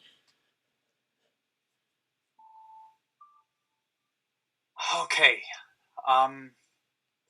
There's only two options I can think of right now. Uh-huh. The first one is we don't follow Aaliyah urgently because, well, we have to deal with this collection group, and we wait for the collection group. My magic is pretty powerful. I think there are ways that I can make you stronger. I'm hoping. If they come and attack us, or if the collection agency or whoever they are, whatever they are, when they come, I think we can defeat them. We're pretty strong, and I can make you extremely strong now. My magics are upgrading. I've thought a lot about how I can make my invisibility work better on other people, and I think I can make it so that when you're fighting, no one will know where you are the entire time. Really? Mm-hmm. So if they come, they won't see you, and we'll just kill them. And we can keep one alive and force them to tell us how to remove the chip. That's one option, okay? Okay. The other thing we could do is we could go into town, chase after Aaliyah, do what we need to do there, but there's someone in my life that might know some engineers. I look around, making sure that no one's really close. It's my only mother. person is Abby, who's like 15 feet away. I figured there was no one around. It's my mother. Not that she's an engineer or anything like that, but my father was. And my mother probably knows, I'm sure she knows some big engineers and big people in the city. And we might be able to find a way to talk to them and figure it out that way. The only problem with that is the collection group is probably coming from New Eden. So they might just catch us on the way here anyways. I don't know. I don't know which is the right option. Those are what I can think of right now. But there's one thing I can promise you. You're going to be fine. We're going to protect you. And also, don't beat yourself up. It's not your fault that Aaliyah ran away. That's Aaliyah being a dumb shit. Fucking dumb shits. Oh. Thank you. No problem. Oh, okay. Also, I do truly believe we have to tell Ludi. I know he's going to be mad at you and he might be angry, but in the end, no one stayed up and watched her. It wasn't just you guys. None of us had a precaution. No one thought of it. No one thought she was going to run away. I did for a second, but I just went to bed. I should have said something. I asked her, but she lied. She lied. That's on her. Yeah. Okay. We tell Ludi. We have to. Okay. He's part of our group, and this group is kind of all we got right now. So if we keep information from each other, that's pretty shitty if you ask me. Mm-hmm. Unless, of course, it's something very personal to you and you're afraid. Although, Isla, I think these people are on your side. And if they know exactly why people are looking for you, they might be more understanding and willing to help fight against it instead of turning their backs on you. Because we know a lot about them too. They've shared a lot. That we do. We know some weird stuff about them, but I think they're shifty still.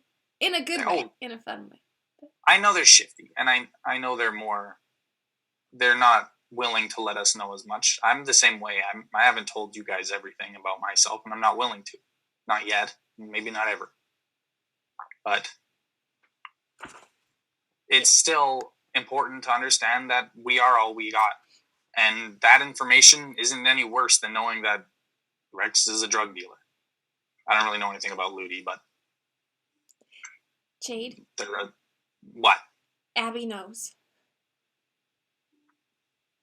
He figured it Knows. out. Well, kind of. He kind of asked me about it yesterday. I didn't have time to tell you because we were fighting and stuff. But while we were making the trailer, and he didn't hate me. He definitely thought it was weird. Well, it's weird. He yeah. called me a toddler, which I don't think I liked being referred to as very much because I am a sophisticated woman. I am not a baby.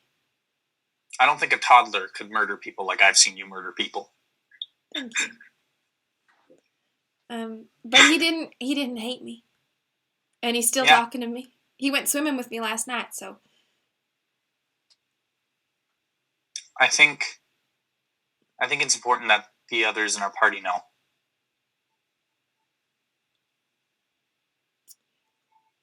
If you're comfortable, it's your choice. I'm not going to force it. I'm just saying when the collections agency comes or whatever they are, and Rex and Ludi don't know what's going on, they might start raising some questions. I'll tell them if it comes to it, if we have to. Okay. But not yet, because I don't think Ludi would like it very much. Yeah. I don't know if he likes many things very much. He likes Rex. He likes Rex a lot. But he gets stressed. Yeah, he gets It's stressed. true. He also likes pretty things. He likes pretty things. You're right. It's not that he doesn't like a lot of things. It's that a lot of things stress him out, I think, is more so what I'm saying. Yeah, that's true. He has like a really big panic button. And it's easy to press because it's ginormous. Mm-hmm. You just like brush up against it sometimes by accident. Mm-hmm. Then the red alarms go off. Oh my god, enough Samantha. Okay, thank you, Jade. We will tell good. you. Let's just figure this out. I'm just excited to get the money from Ezen and figure something else out. I kind of want to leave this area, personally. Let it cool off for a bit. Like the cove or the harbor? This whole area. I want to go north. Like away from the city entirely. There's some things I want to learn about up on the opposite side of this island, this big chunk of land, where the pirates live. Like you mean the pirates in the sky?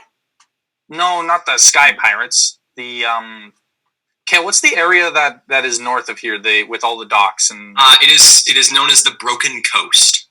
I want to go to the Broken Coast. Broken Coast. Wow, what's there?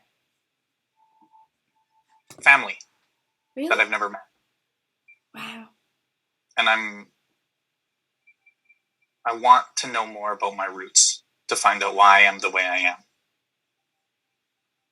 Okay. Like why you have like why you look the way you do, why you act the way you do, or why you have like magic or why magic you sometimes I let the shadows kind of.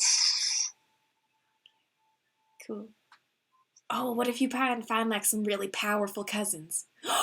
Maybe your cousin is a king of magicians in the Broken Coast. Maybe you are the rightful heir. Maybe.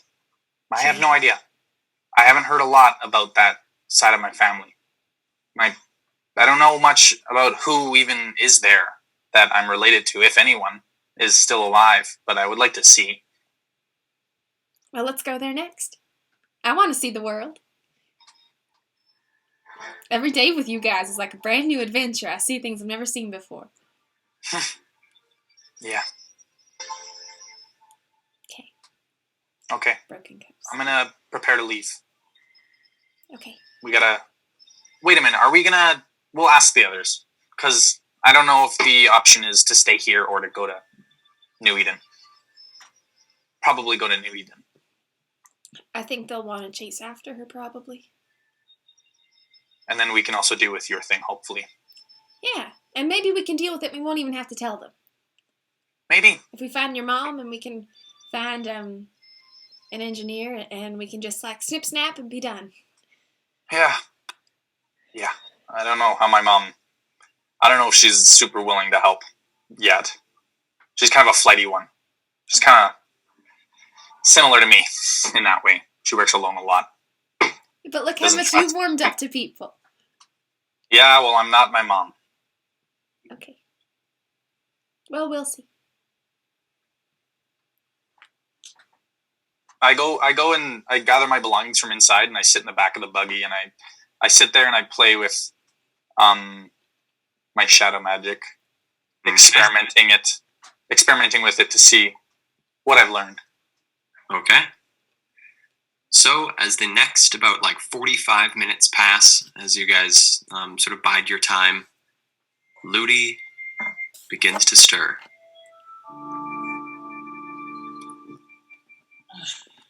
Who's around? Rex is sitting immediately across from you. Freya, at this point, has gotten up and sort of left the building to go out and do a little bit of fishing. Besides that, there is no one in the house besides just you and Rex. Morning, Rex. Good morning. Have you slept? Huh? How have you slept? Good, I think. I slept a little bit slow from yesterday, but good. That was a lot. But there's a lot more ahead of us, you know. Yeah, there is. Where is everyone? They're outside waiting for you. Okay. Waiting. Yeah. I'm gonna get up and just do a couple stretches, and when I'm ready, head out the front door. I stop him just before he goes and say, Ilya has gone ahead. What do you mean? And then I walk out with him. And I say, good morning, everybody. Look who is finally awoken. Isla, Abby, want to fill Ludi in on what is going on? Oh, good morning, Yade. Yeah, we talked already. What's going on?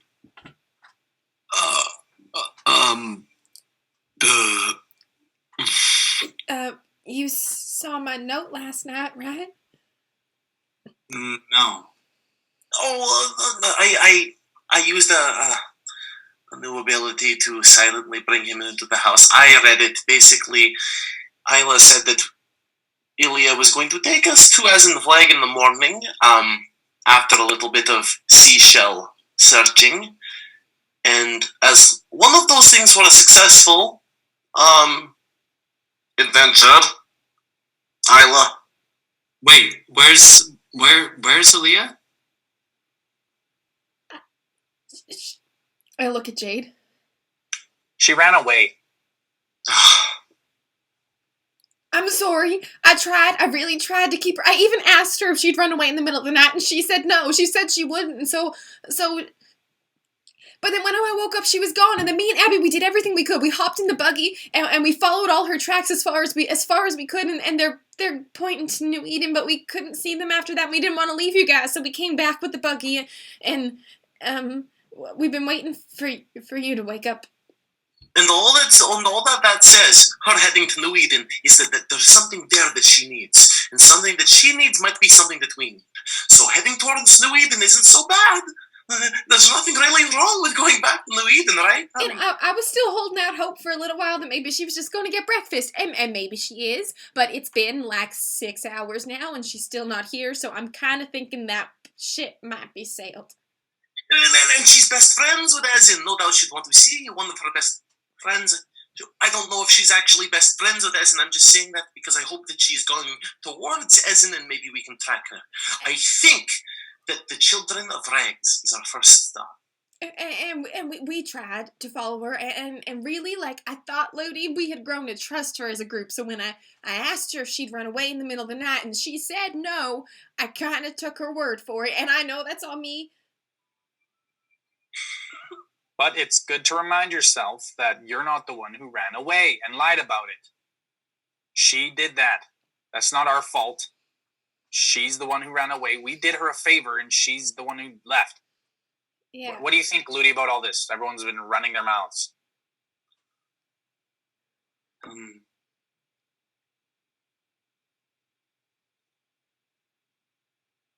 I agree with you, Jade. I don't blame you. I guess I'm just really shocked. I completely. I mean, it didn't even cross my mind that we should watch her. I mean, I thought that way at the beginning. I even thought that we should keep her tied up or something. But then when we started working together, I don't know. I trusted her, and it's not your fault, Isla. There's another thing. What? Isla and I talked about something else, Mm-hmm. and I have had a, let's just say, a magical message of sorts in my head that there is a group looking for me. Now, who would be looking for you? I don't know much about who it would be or why they're looking for me, but I know that there's a group out to take me or something along those lines, and I think they're from New Eden. So, just so you guys know, heading back there might be dangerous. What did this message say? It just said there was a warning that there's a group after me. So I don't know much. Looking for you gave you a warning that they're after you. Not them. I never said it was that group. I don't know who. I think it was probably someone I know who. Have you received this before, Jade? Yeah. I have some connections with people in New Eden that can do things like this. Magical means. Who are they? I don't need to go into details. Well, you're amongst friends in a cove of peace. We don't want to pressure him. It's okay, Jade. We trust you. Thank you. Look, I don't know a lot about you guys, and I don't pressure you guys for details of your past life as well. I want to do an insight check. I'm genuinely getting suspicious. Okay, give me an insight check, and Jade, give me a deception check. Yeah, I just want to see if there's more, aside from the fact that Jade won't say who sent him this message. I'm wondering if there's any more to this story.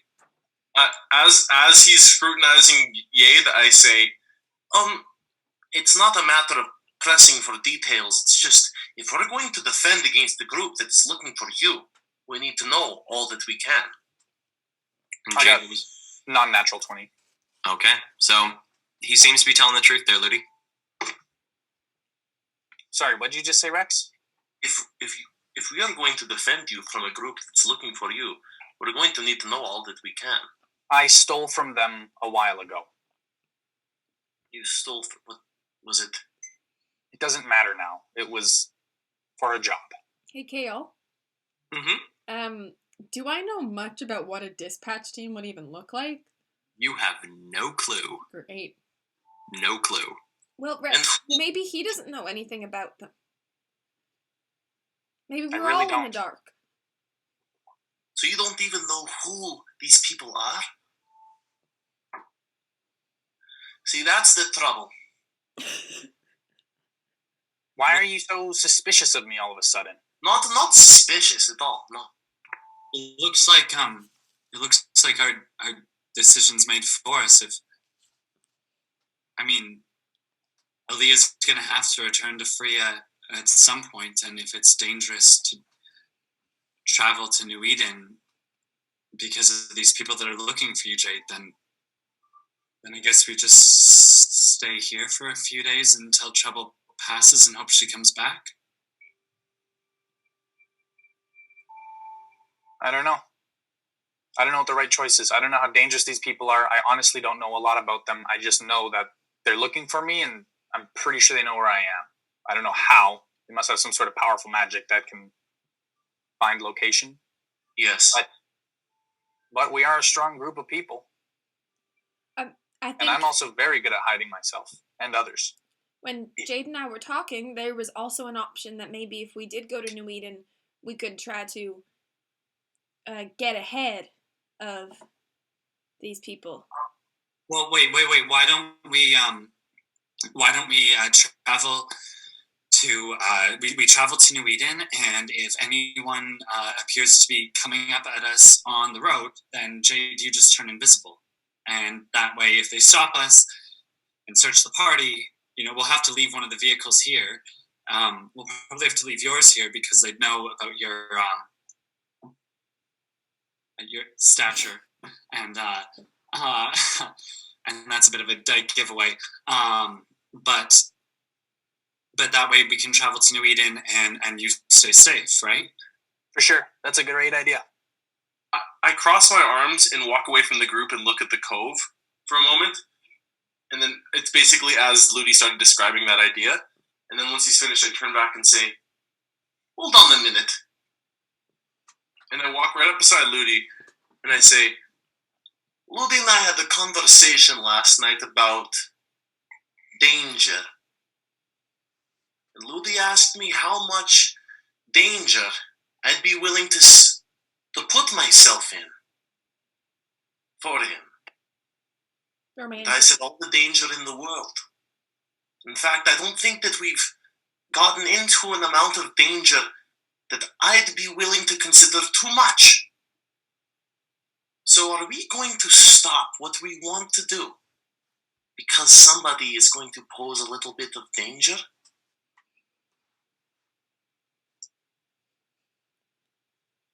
I personally feel like we could take on anyone who comes for us. If not run away.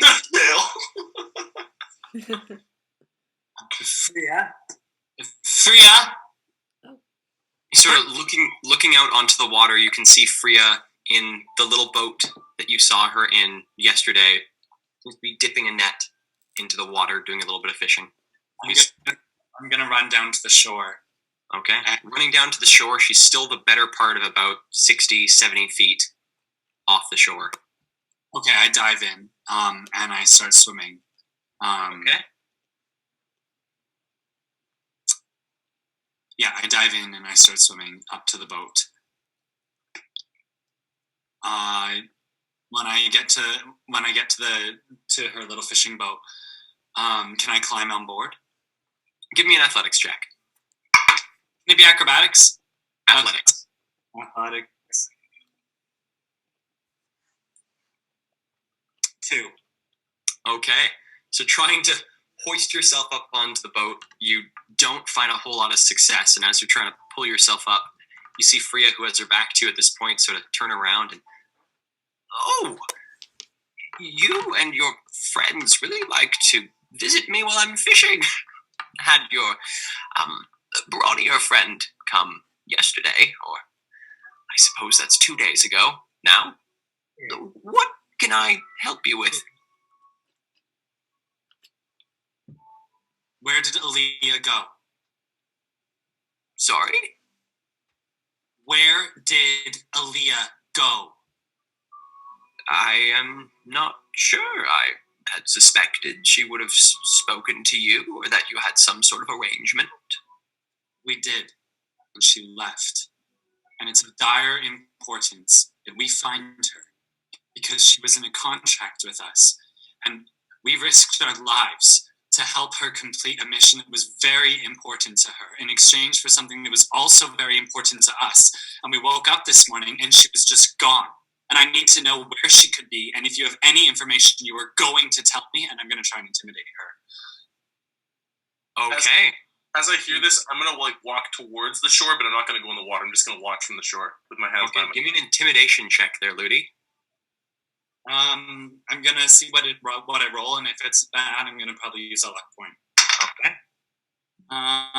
That's a 12 on the die plus a 1 intimidation. Okay, I'm gonna use a luck point.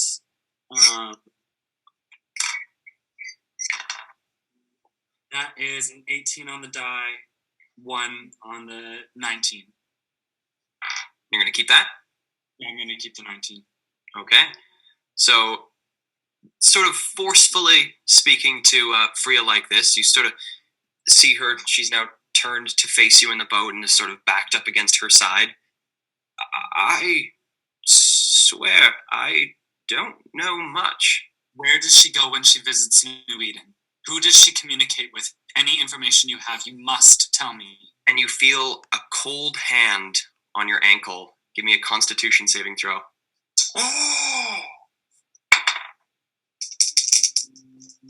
Oh, do I use my bless for that or no? You are no longer blessed. Both you and Isla awake this morning no longer blessed. You're cursed. Cursed.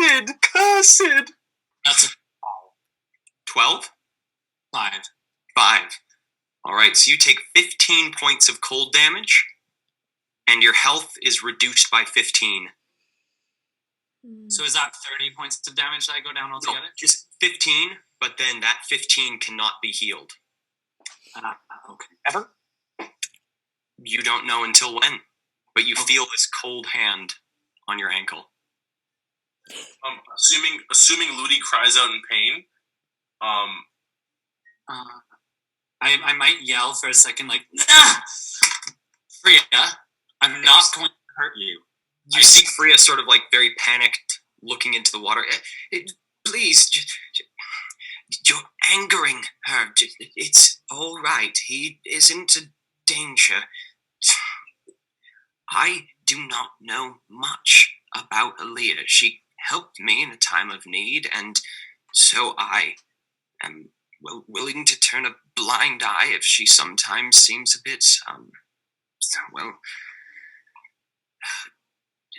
different. I'm going to back away from the boat, and I'm going to tread water a few feet away so that her and the white lady know that I'm not going to attempt to harm her in any way. It was only a threat before. I wasn't actually going to do anything.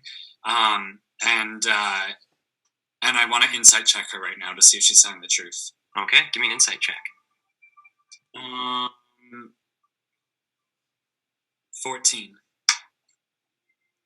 Trying to read her, she is a woman who has many, many years over you, and trying to read her, whether she's telling the truth or not, she has a lot of layers to her. It's hard to get a good read. Freya, please, if there's anything you can tell me, the life of my mother depends on knowing where Aaliyah is. I'm just trying to save my mom.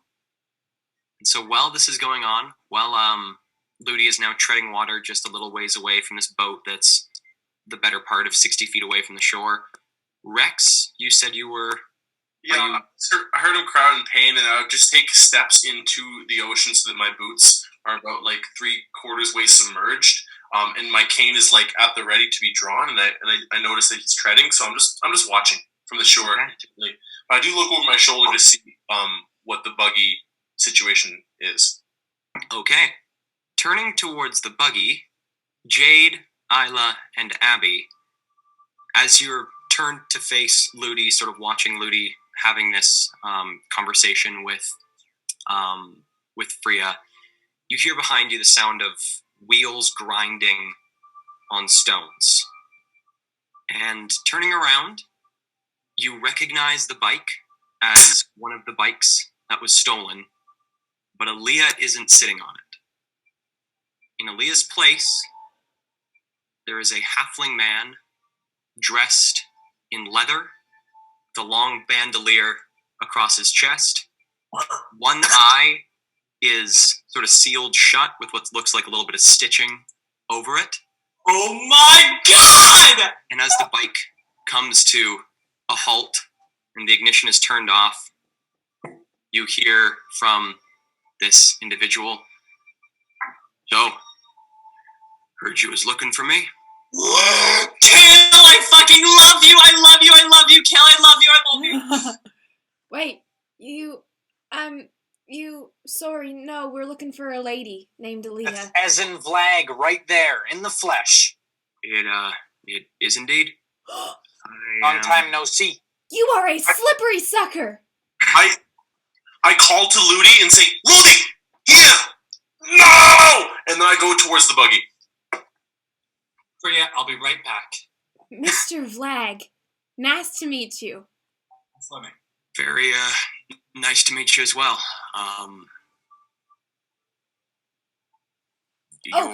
Yes, new to names, sorry. Isla. Very nice to meet you, Isla. And you are, and sort of looks towards you there, Jade. He said what? And you are. Haven't we met before? You guys have very fleeting meetings. Whatever Jade. it is, it doesn't seem to recognize you. I'm Jade Littleman. We've worked together before. Oh, yes. I, remember the name. Your, mother. I don't know. Wonderful woman. I message in Abby's head and go, awkward. Who is this? Who are you? He sort of walks over and shakes Abby's hand, and they exchange pleasantries, and he then turns to see Rex and Ludi coming up towards him. I put my hand on Ludi's lower back and hold him close with my cane in the other hand. And, who might you be? I look to Ludi. I'm Ludi. And this is Rex. Rex Norgolax, friend of Brit in the Black Emporium. I extend my right hand towards him. He reaches out and meets it, shakes your hand. I've heard the name before. You are an elusive halfling, I must say. It has taken us several days to track you down. Well, I do value my privacy. And at the end of it all, it's not even us who find you. It is you who find us. Well, Aaliyah told me that you were visiting our mutual friend Freya, and I thought that I should drop by instead of hoping for another meeting. This is as hidden a place as any other. Is Aaliyah okay? Oh yeah, she's seems a bit rattled. She told me about your guys' recent ventures and your very impressive dismantling of the patchwork. Quite surprisingly, she spoke quite highly of the group of you. It's something new for Aaliyah. She someone who very much enjoys to work alone. We won her over. And she promised not to run away, but she did. But she brought you back, so it's okay. Well, I'd assume it's the fewer people who know my sort of hidey holes, the better. Pardon me, as in, I'm sure all of us have many questions for you. I myself do have many. Ludi, would you go collect Freya and we will meet inside over tea and maybe a meal to discuss with Ezen? I just look at Isla. Do you want me to do it? Okay, I'll do it. That's fine. Ezen, allow my large friend here to escort you into the building. Seriously, we are so grateful you have arrived. Just a moment. And then I go over to Jade and I say, Jade, just one word with you, please, if you would. And I move away from the group wherever they're all going. Abby starts leading Ezen into the house. And I go down to the water. Join you. Okay. Ludi, you said you're joining Abby with Ezen? I go into the house. No, I stay with you, Rex. Where are you going? I'm having a word with Yade. If you want to stay with me, you could. Yeah, I'll stay with you. Okay. As I come over to you, Yade, with Ludi, I say, so now we have something, a gift, dropped at our doorstep. But another gift may be dropped at it at any moment, you say. A group has been dispatched. I have an ability for us to be able to stay here for a day. It will only take me 10 minutes. If you want to head inside, I could make this place look, well, completely vacant. What are you talking about, Rex? I look to you and I say, I'm not sure if you are awake to see one of the gifts that Billy has bestowed upon me, but I'm feeling something else. In my dream, my lax-induced one, I saw a cove like this, but completely empty. All I'm saying is that if somebody comes today looking for you, they might not see us. They might not see anything here. Forget that hut. Forget the dock. Forget the boat. Nothing. That's brilliant. Can you cast it now? Well, I was fetching. Hold on. What? I kind of wonder. There's a group coming for me. Let's say they do come, right? Let's say they get here. Let's say they even get the jump on me. There's a big group of us here. I doubt they're going to take a single one of us down, to be honest. I can't imagine they're that strong. If they think it's just me, they're not going to be expecting 5 with Ezen, other really strong people. They're sending out a group for one measly old me. Okay, Jade, I hear what you're saying, but if they're somehow able to track you and know where you are, and in order to come find you, isn't it possible that they know much more than just your whereabouts? Wouldn't they also potentially be aware that you've been traveling with a group of 4 other relatively dangerous individuals? They might, but if they're strong enough to murder us anyways, they're going to be strong enough to find out what magic we're hiding behind. I don't think I agree with that. I mean, they are able to track me. Yeah, so they're going to see through it anyways. Yeah, I pull you aside to let you know that I'm doing it. And it's for your safety. Whether you are unaccepting of the gift, it is yours. Rex. And then I walk away from you with Ludi. I'm going to jog after Rex, and as I look back at Jade, I mouth, Rex. What?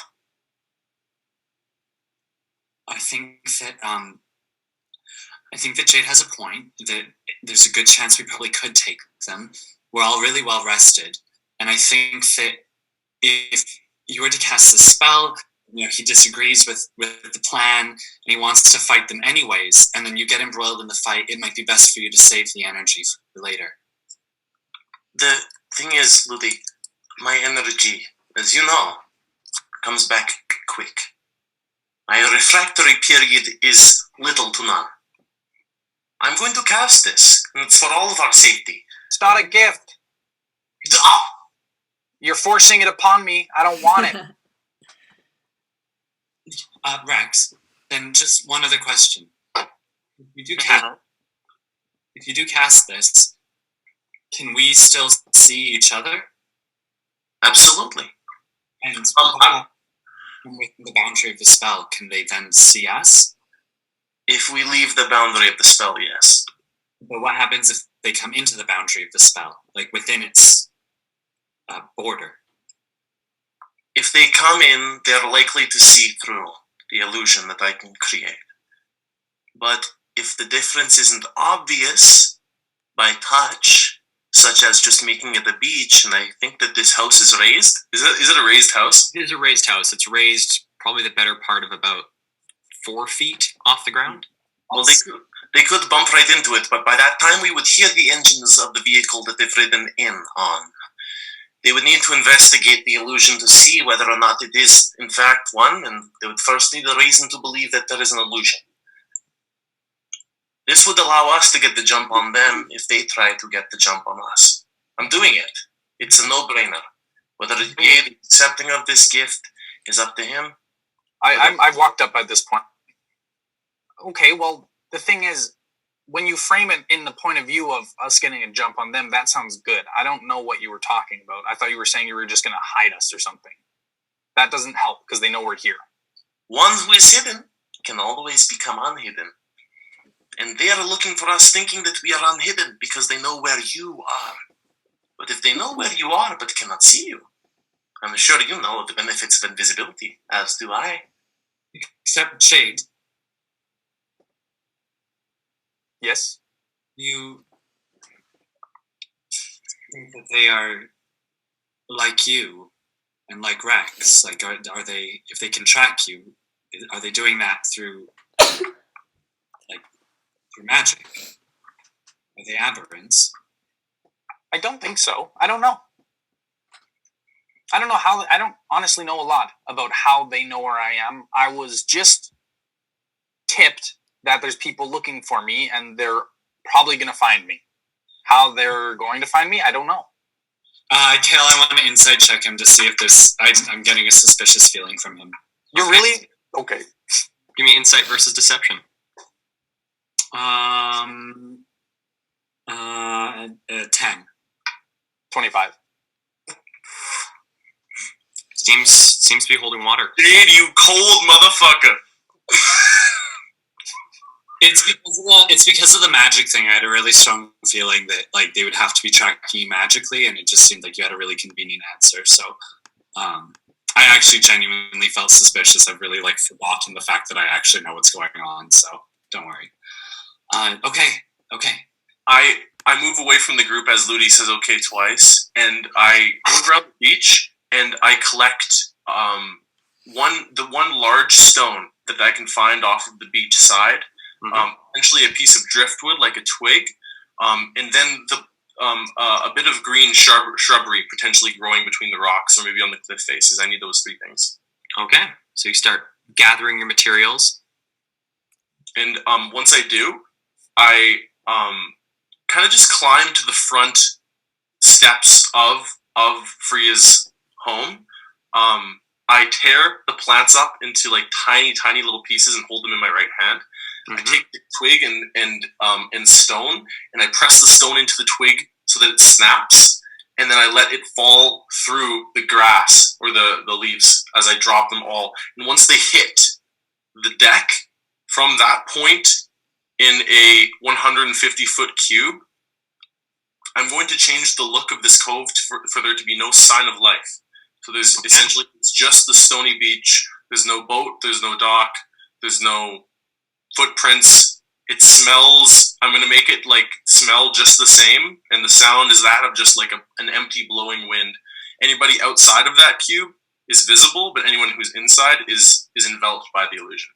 One of the things that it does say, because I was just taking a peek at hallucinatory terrain, is one of the things it doesn't do is it doesn't hide creatures. It's just it's just the natural terrain that gets disguised. So if you guys step outside of the building, you'll appear to be floating 4 feet in the air. If we're inside the building, then we're okay then. You're okay. But if you step outside the building, it'll look like you're floating 4 feet in the air. So to anybody outside of it right now, I am floating. Yes. That's cool. Okay. I noticed that because I can see it. And because it's my illusion, I understand that. And I go, interesting. And I look back out to Ludi and Jade, and I'm assuming they can see me floating too. And I say, I'm not flying. It's just a side effect of the illusion. Wow, it works like a charm. But I don't think that you can see Ezen inside, can you? Oh, very true. I'm gonna open the beads a bit and then just disappear behind them. Okay, so it looks like he parts an invisible barrier, and as it sort of sweeps back in front of him, you just see Rex just disappear. Beautiful. I'm going to follow in. Okay. Check around the side of where I think the house. Or no, I guess I'm just gonna look through the house and see if Isla and Freya are on their way back. Okay.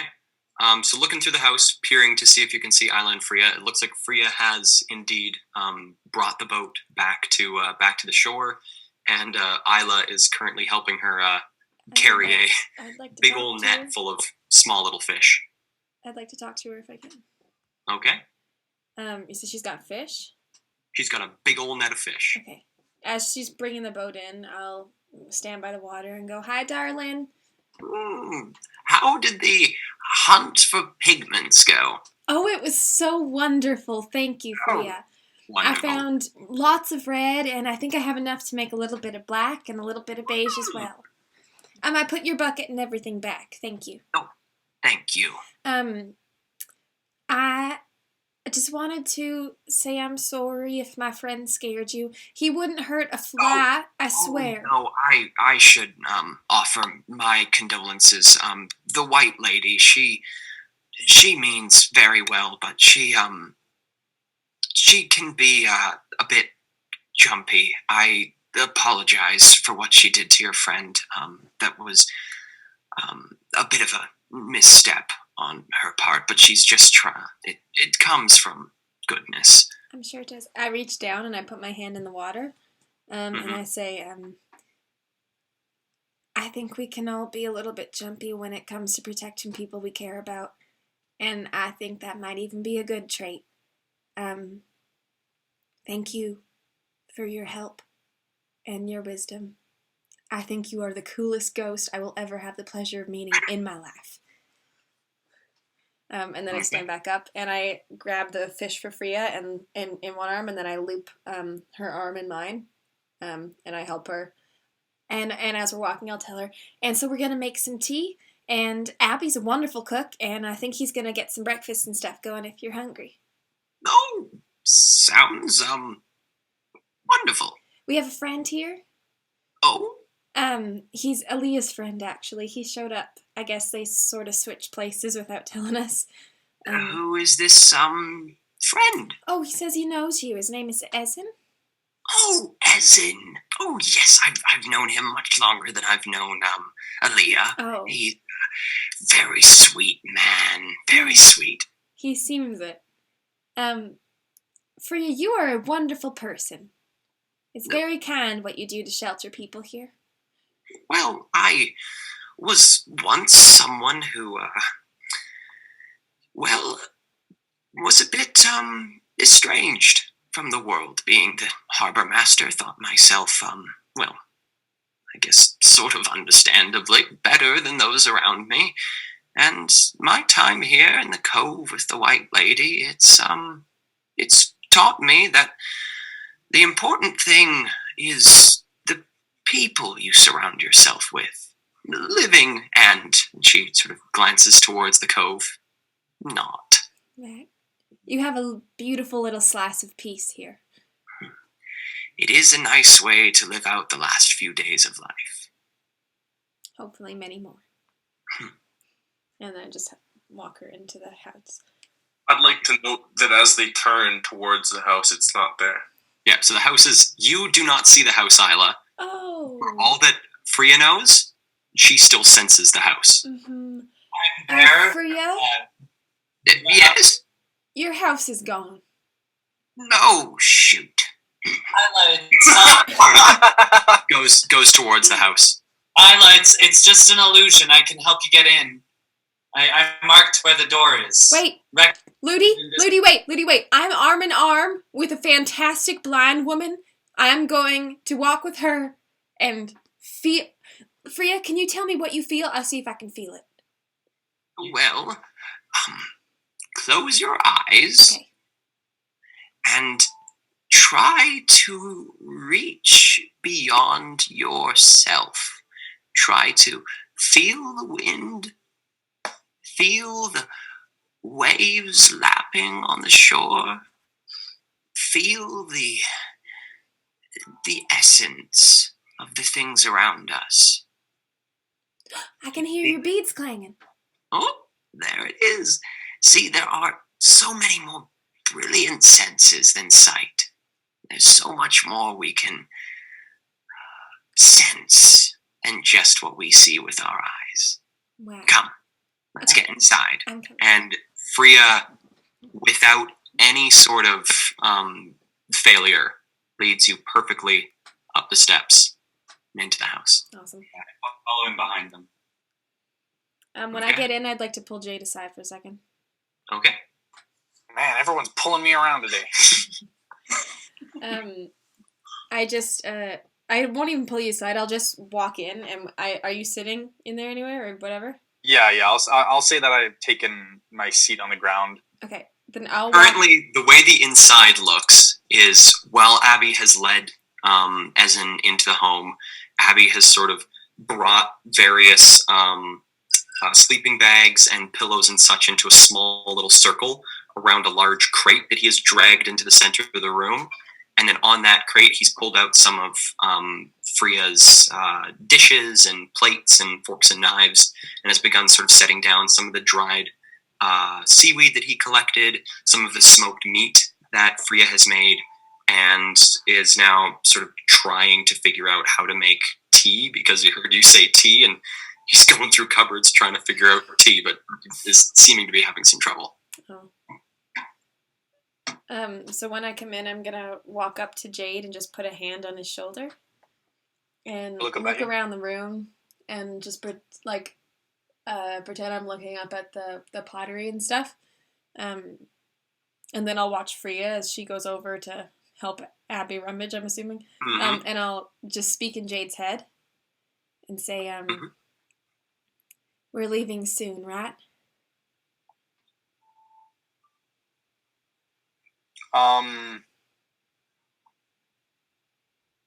I will subtly cast message. Ooh, okay. So that there's no component or anything needed, and I will just message into Isla's head, in which she can reply, and we can both talk back and forth in our heads for a bit. I don't know if we're leaving soon. It seems like we're going to be here for a bit with Ezen, but they have no idea why the group's looking for us. I seem to have thrown them off that, with them still knowing that there's someone after us. Jade, we can't bring a fight to this cove. Why is that? You don't get to invade someone's little slice of heaven and then rain hell on it. We have to go. I mean, we might be found here for half an hour or an hour or whatever, but I would much rather have that fight in the middle of a road somewhere than I would have it here. That's a very good point, and I think that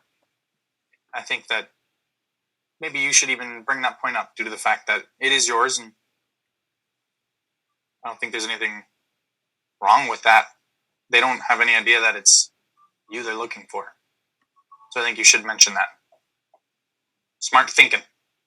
Okay. All right. And by this point, after this conversation, Rex and Ludi, you've sort of sat yourselves down on the little pillowed and cushioned area around this box. Freya is officially helping Abby sort of set up tea. She's got some water boiling. And Abby sort of takes his seat as Freya begins to slowly making her way around the circle, start pouring people tea into these small little, they seem to be repurposed shells that she has sort of sculpted into small cups. They don't hold much, but they are cups nonetheless. I take one and I lap it up with my long dragonborn tongue. Just savor it. While you all sit, Ezen turns to you and, so Aaliyah told me there was a part of the plan I was to uphold. She gave me the gist of it from her perspective. I'd be interested to see what your take is on the matter. Well, Mr. Vlag, as everyone here knows, we've been looking for you, and as happy as we are to see you, there is somebody who would like to know that you're healthy and alive. That's your good friend Britt in the black market. She's still doing all right? As far as I know, her and all of her goblin friends, children? I'm unsure. Cousins and nieces, mostly. It's his cousins, exactly. All lively and thriving and keeping each other alive. In the black market, things are okay. As I'm sure you know, New Eden is in a state with... As it tends to always be. Oh, the Shaw Doctrine hunting evidence. Like, what even is that? Like, you try to put somebody down because they have a gift and you don't, Shaw? Like, what the fuck? She definitely brought a bit more oppression into New Eden when she took power. Thank you. All that aside, Britt is interested in knowing that you're well, and I'm sure that she'd be willing to take my word, but we have a bit of a contract. Information that you are alive and well is worth more to her than information that you are deceased or somehow unavailable to reach. She is a very sweet and very self-serving employer. Have you been employed by her recently? Number of times within the last couple months. Been moving things back and forth for her. Essen, is Yes? some way that we could put you in contact with her so she has assurance that you are alive? Well, We could bring you I to... take it she's, from what you said, she's offering you something in return for my, fair enough. That woman. Well, as I take it, you'll be returning to her to get your... Give me a moment. And he sort of sits back, in, like, on the little pillow he's sitting on, and brings 3 fingers to his temple. And you sort of watch for a moment as the fingers sort of start pulling away from the temple, and you watch this thin blue strand begin to sort of extend out of his temple until eventually sort of like curls off. And holding in his hand, this long swirling tendril sort of coalesces into a small blue bead. Give our mutual friend this. She'll know what to do with it and know who it's from. I extend my hand and I take it and look at it. It is completely weightless, this small little blue bead. Does it sit in my hands or does it float? Floats probably the better part of like a centimeter off your skin. Hyla, do you have another one of those jars that you put the little boy in? No, but I have vials. I could dump out some of the... I put it I clutch it and say, can I keep it in me? It only reacts to certain magic. It's a little trick I picked up from a pale elf once. One of their little fancy things they like to do. Sort of keeps a copy of a memory. Will Mine is the memory of meeting you. Should be enough for Britt to know that I am safe. Would it be okay? I have a bag. Now I have a bag that you can put many things into. And when you want something, this is the coolest thing. Watch, Essen. I open my bag and I say, put your hand in it and think cinnamon heart. He hesitates for a moment. Give me a persuasion check. As she's persuading him, I pull my healer's kit. Pull out your healer's kit. 23. 23. Trust me. He sort of reaches into the bag. Cinnamon hearts? Cinnamon hearts. And you sort of see like this surprised look go across his face as he pulls the hand out of the bag, and there's just a trio of cinnamon hearts in his palm. Yes! Sir. Cinnamon hearts! It can hold many things. Do you think your little orb of memory will be okay in there? I'd say so. Okay. It seems like keep things. I'm gonna hold on to this one. And I'm just gonna unlatch my healer's kit and put it in there. Okay. I have another question for you, if it's okay if I ask it. I mean, I'm not like I'm going anywhere. Are you an engineer? Expand on that. Do you know anything about advanced intelligence? Advanced, like, mechanics? Like, advanced, like, do you know anything about, like, the cool, like, prime techie stuff? I'm just curious. You,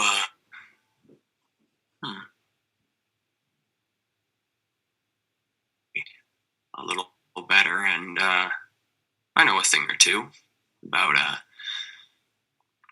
some of the things they're working on. Do you know how to work on the things? Gale, you're frozen. Can't say I do personally. Well, I am. Am I good now? Yeah. Am I back? Mm-hmm. Awesome. Can't say I know how to personally, but I know people. Do you know people, like, safe people? Like, for our line of work, safe people? Depends on your definition of safe. Not connected. Well, then I'd say these people are unsafe.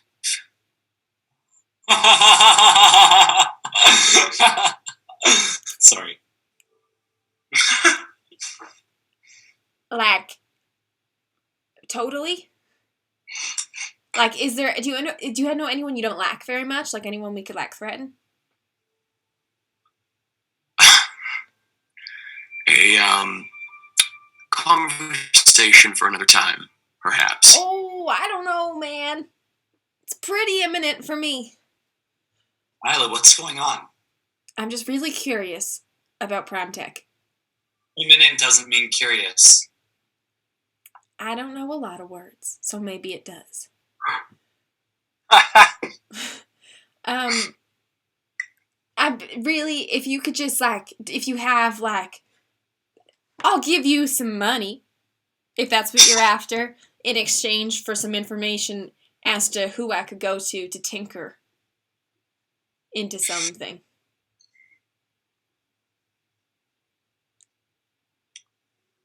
Seeing as how this is a separate transaction as to the one that I've been told I am to uphold between a couple of your party members. Unfortunately for this information, as I am sure you are fine people, I am sure that you are, well, as I said before, Leah spoke quite highly of you. Mm-hmm. It is, well, it's not necessarily in my best interests to be seen as someone who gives things out for free. So, for a slight price, 150 gold, could give you some names. As in? Yes. Am I right in thinking, and I side-eye Isla, am I right in thinking that that you and Aaliyah together were trying to dismantle the patchwork? Us and another couple of our associates, yes. We were at first intrigued by the new opiate coming into New Eden, and as they are sort of the more brutish of the, well, members of the opiate, we thought they might be the best ones to first infiltrate and get some more information on. So, that be taken as payment enough? The fact that before the five of us risked our lives to kill Vikma. I do believe that was payment for the other transaction. We also took down a patchwork base in New Eden. That was us. And I believe a meeting with you is worth a lot less than, destroying an entire corporate that you were after. And just- who you're talking to. I have 50 gold.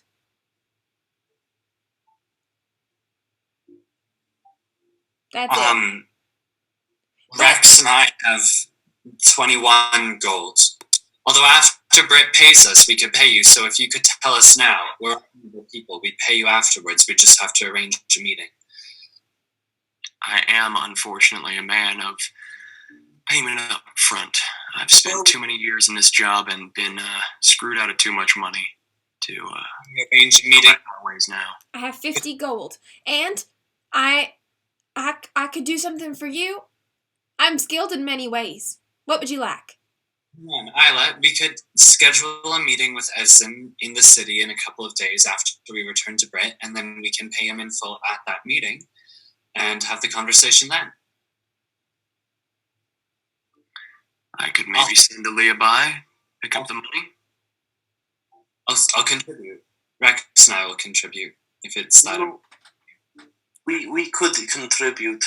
I have 9 gold. That puts mine and Ludi's 21 to 30. That's 80 Wait. gold between Isla, Ludi, and I as well. I mean, after wait, we you guys. Ezen, sir.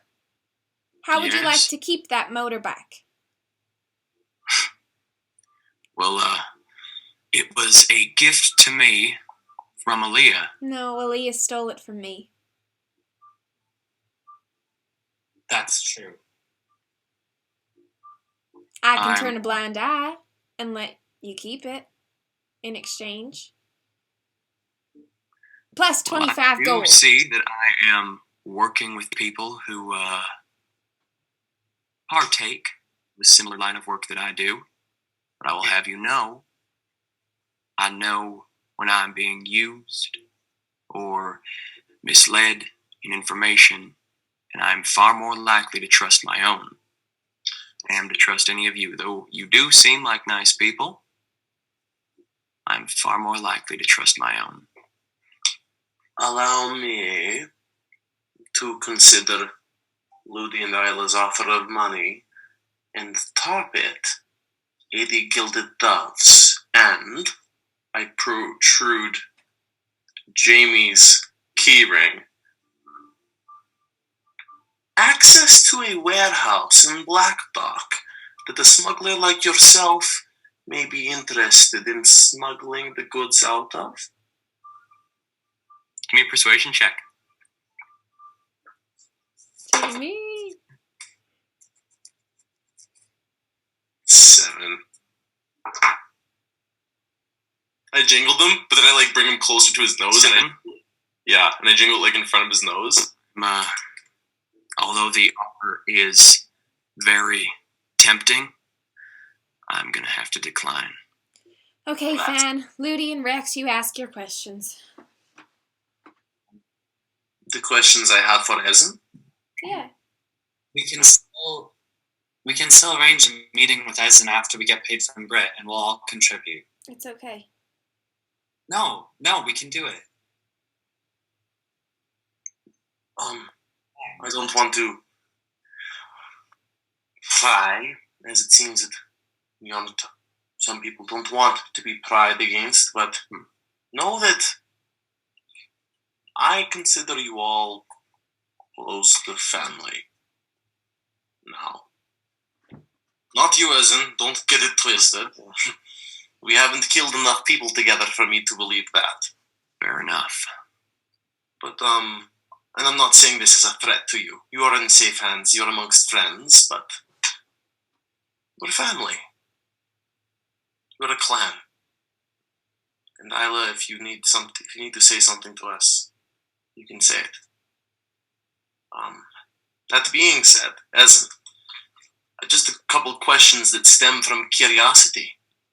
You are a smuggler who was employed by Brett. It may be against your code, but could you divulge what you were up to? That maybe made you go into hiding? What went wrong?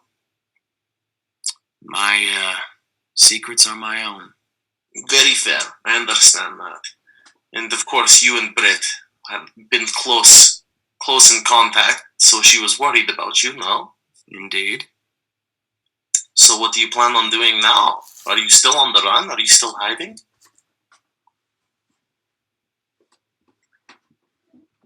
Might I turn this meeting back towards the reason I believe I was sent here? Although it is very nice talking to you folks, I do have matters of my own to attend to. Understood. Well, I suppose you're free to attend to those matters as you wish. All we really needed was proof that you were alive, and we have that now. I do have one question, though. I'm going to look at Rex.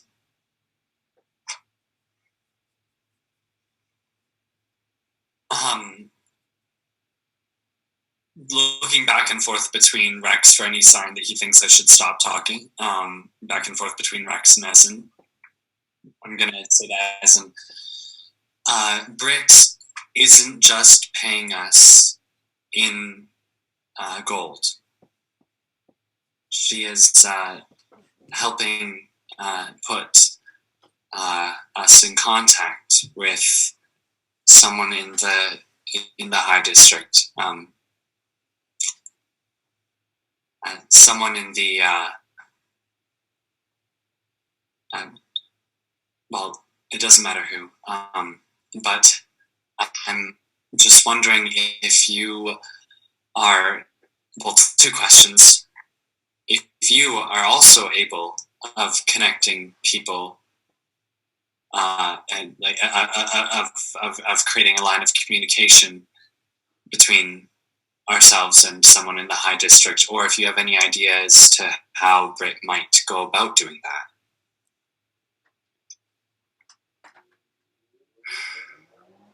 It's a minute for a lot of protection. Getting a message into the High District. This... You can access that ourselves. It's just that this particular household is very difficult to access.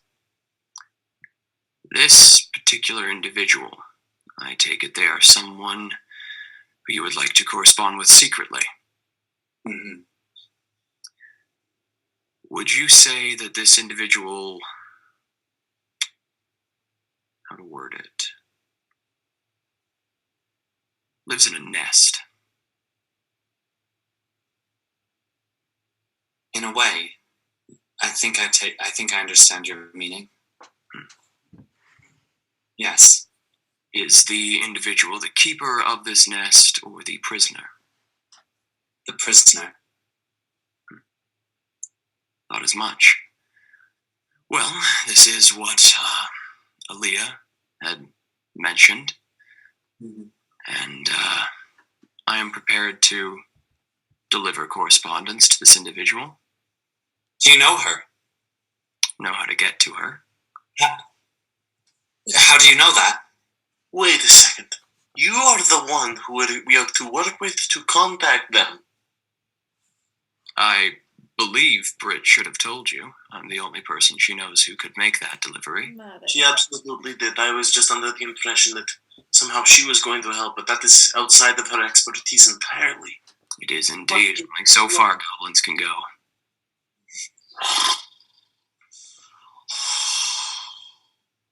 So we are going to be friends. Potentially killing someone together, no doubt. You're not in the killing game anymore. I understand that. The hiding, the sneaky game. I respect that. I look over at Jade, another halfling who is sneaky. We're not the same.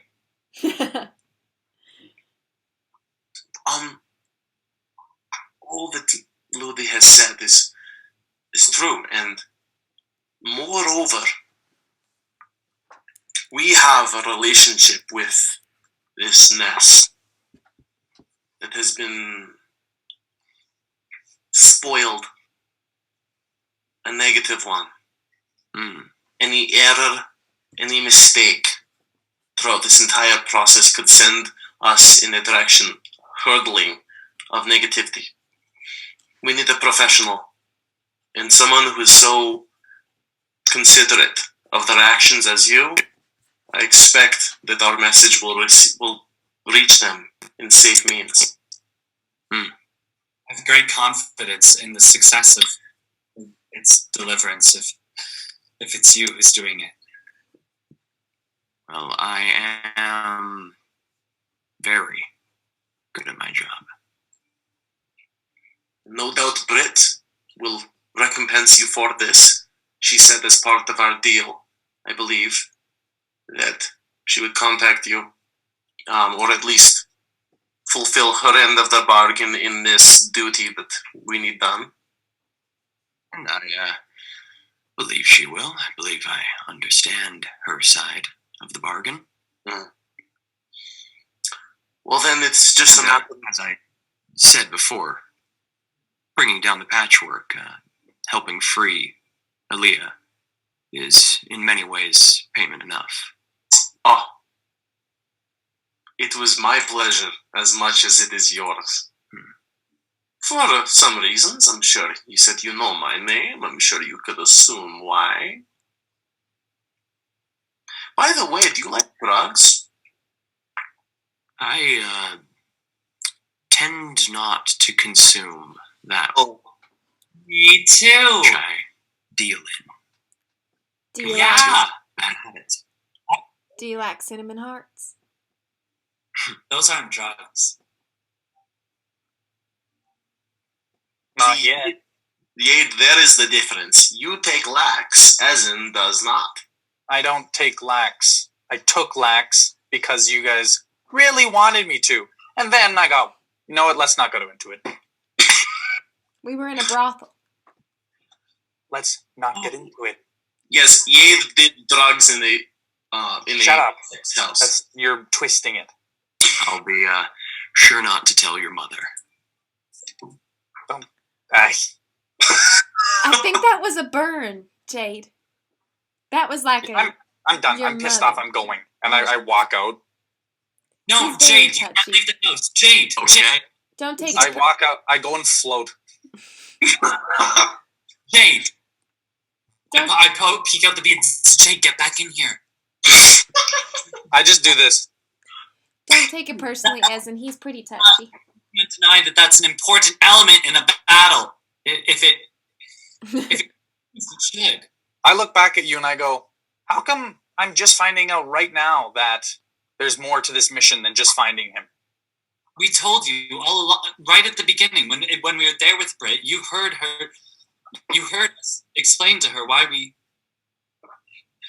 There was the reason why we went on this mission. You were there. It was No, I heard we were getting 1,000 gold to find a man. That's what I heard. I didn't know there was any more to this than what we're doing. So it was kind of shocking to hear Ezen tell us that we have to go and do more for No. your mission. I had no idea. You don't have to. You don't have to. I was never going to. I never assumed that you guys would join. I hoped, but I never assumed, and I would never expect. Maybe next time just assume that I would like to know everything to do with the mission. I hope you can understand that I have a really great reason for having been secretive about it, and I know that there's stuff in your past too that you're secretive about, and I don't ask you questions about those things. You do like to pry.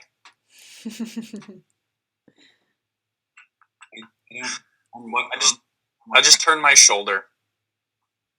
Jade, I would never expect you to put yourself in danger for a solely selfish reason of my own.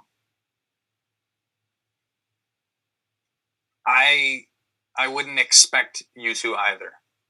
I just don't really like Ezen as well. He's bothering me. And everyone's kind of teasing me right now, and I'm not in for it, you know? I'm sorry, my intention was not to tease you. I'm just concerned that if you're out here, we might lose the element of surprise from those people who are coming after you, who I'm willing to fight in order to help protect you, arrive. I dip inside of the beads. Okay, goes back inside. I don't think we should fight him here, too. Oh. Isla brought up a good point. What's that, Yade? Yes.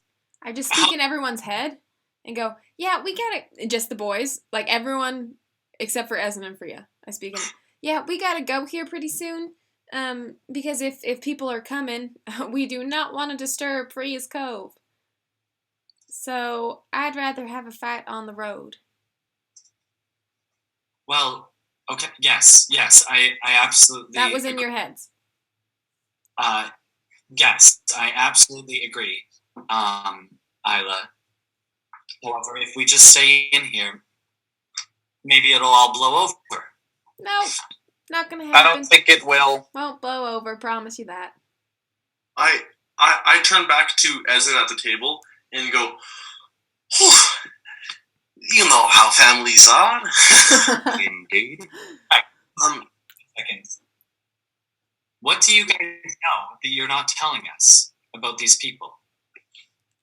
Ludi, literally nothing. You just said that it will definitely not blow over, and they will definitely be able to see through the illusion. I truly do not want to have this conversation in front of lovely Freya and dear, darling Ezen here. Plus, how do you know? I rolled high on my lying checks. Yeah. Because Isla just revealed that she knows more about the situation than she should, based on what you told us. That's why I know. The only reason I'm suspicious is because Isla just said it definitely won't blow over, and she shouldn't know any more than Rex or I know because of what's transpired. That's how I know. I don't know what's going on. I just know that Isla knows more about the situation than you've told Rex or I.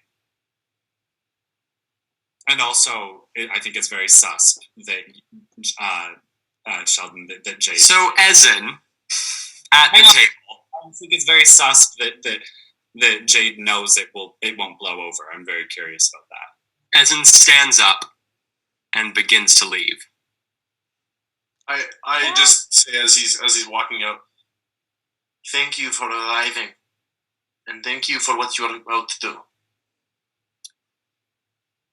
Well, Wait, I how do we get in touch?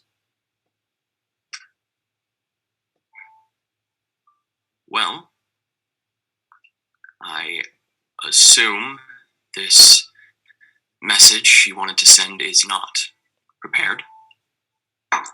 But you will let Britt know what it is. And she'll put us in contact with you again, I'm assuming? You would have rather we just give it to you now? I would have.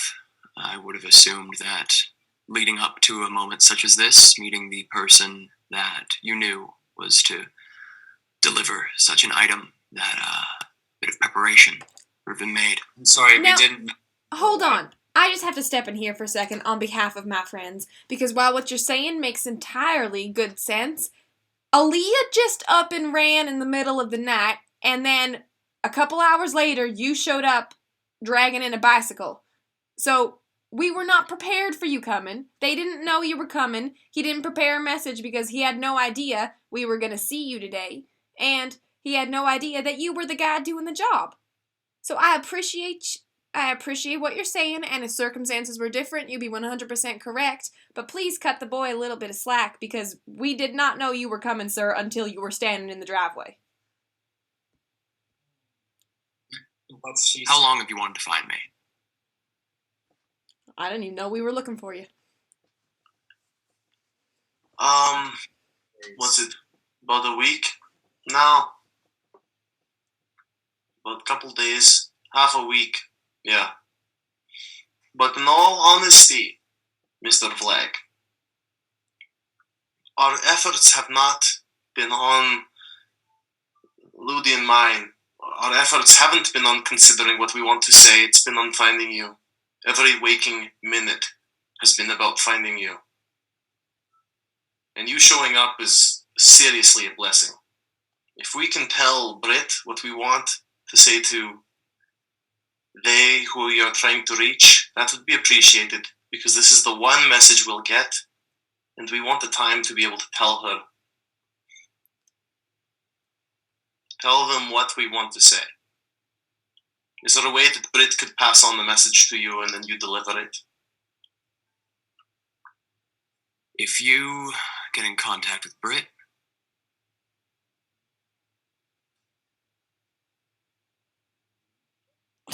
can't say how long it will be between me receiving the message and delivering it, but I will collect it and deliver it. I look to Ludi. Well, as in, apparently we have some dangerous business to take care of, and it may not be safe to travel right now anyways. If you can wait here with Freya, catch up for a couple of hours, or maybe an hour or something, we'll be back shortly and could compose a message and give it to you today. I reach into my bag and pull out 50 gold. 50 gold for an hour of your time, sir. I reach into my bag and pull out 21 gold. 71 gold. Give me a persuasion check. Can we do it with advantage because we're both trying out? Mm-hmm. Okay. Or Ludi, you might want me to do it. It's Ludi doing it since he's leading this Isla offered the money. Persuade. Okay. Fuck. Okay. Persuasion? Persuasion. Does luck work with advantage? I got a +4 mod. I know yours is much better. You can roll luck with advantage. Oh, that's off the first one was 13. Second one rolled off the table.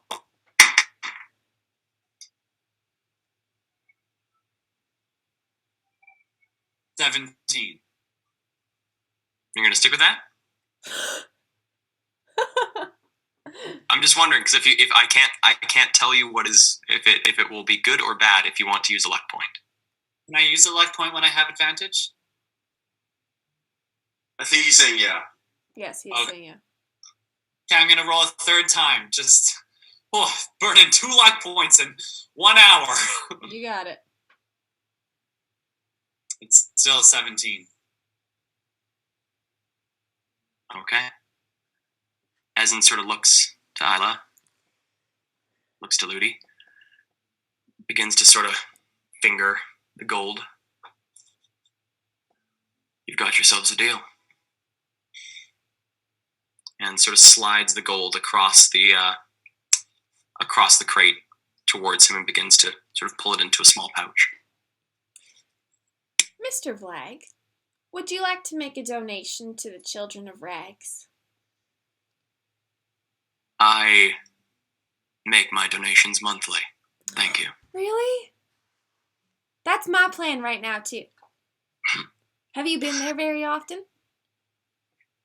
Not in the last couple of weeks, but I was there better part of 3 weeks ago. I think they are just the most amazing thing I've ever seen. And all those poor kids, I'm worried about them. It is very that the king in does for those children, albeit a bit dark at times. He does give them a second life. Yeah. I kind of move close to Ludi and Isla. So, are we going to, go to write this? You two are, right? Well, I think we should go outside and prepare to meet whoever's coming first. And then we'll write it after. Do we know when they're going to come? Well, we could go outside and... Rex, Yes. Can we all just step outside for a second? Okay. Why? Shouldn't we just go on the other side? I thought you didn't want to go outside. I go outside. Did you, Sheldon? Did you say that, or did Jade say that? Jade said that. Well, Jade, I've been persuaded that we shouldn't. That we should meet them on the road. So we're doing this now, then? Well, I don't know when they're coming, but if we leave now...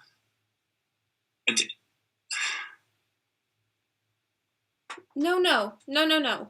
Right now, we are stepping outside the hut so you and Rex can write your letter. The quicker you can write it, the better. You give it to Ezen. Then we go. So I'm not required to come outside? I just think that I should tell you what this is about.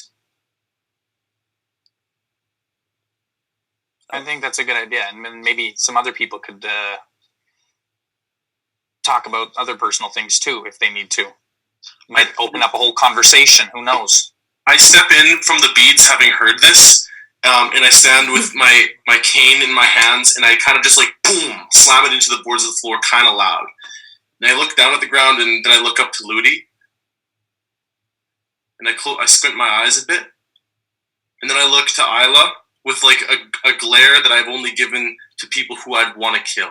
And then I look to Jade, and then I look to Abby, and I say, if any of you are associated with the Ravens, speak up now. What are the Ravens? The Ravens are a secret task force of Shaw. They are unseen, but they can strike with swiftness and invisibility. I don't mean that from a magical perspective, I mean that they are that good. They spy on the citizens of New Eden and members of government. They are above the overseers, and they're completely unseen and very well hidden task force within the city of New Eden. Now, judging by you asking that question, I imagine that you are not. Now, Yade, I know you have your secrets, and Abby, I know you have yours. But I think that Ludi is about to tell you something that he's been keeping for some time. And I want you to know that if you have any allegiance with those who I have a vow to kill, then I'm sure you can assume your fate in the next 40 seconds. I'm not a Raven. And I also don't think I have that many secrets from you guys. I don't hold that much. So I think that the most secrets aren't coming from me. I'm just pointing that out. I just hide things so that if there was a bad thing among the group, I might not get killed as easily. Mm-hmm. But I'm not a Raven. And you guys can trust me. I look to Abby. Nope. I didn't think so. Ezen, I'm almost certain that you are not. Or you... Ezen's still sitting back at the table. Oh, yeah, no, I'm inside. We're all inside, I think. Oh, we're all Everyone's outside. When I say outside... We didn't step out just yet. We were, like, hesitating to go outside. Oh. They stopped us. We're just, like, telling this in front of Ezen? I came back in to the beads. Oh. As far as I know. I didn't leave yet. Like, there was no... basically, what happened was that Ludi was like, let's go outside. And I was like, wait, shouldn't we not? Because of the whole thing. Oh. And this is where we were at. We just talked from there. I then say, noting that, Ezen, I doubt I doubt that you are. Considering your influence and your occupation. However, the information we are about to disclose, Ludi and I, may help you in your efforts to fulfill our end of the bargain, or your end of this bargain. Rex, I think he knows. I think he does too.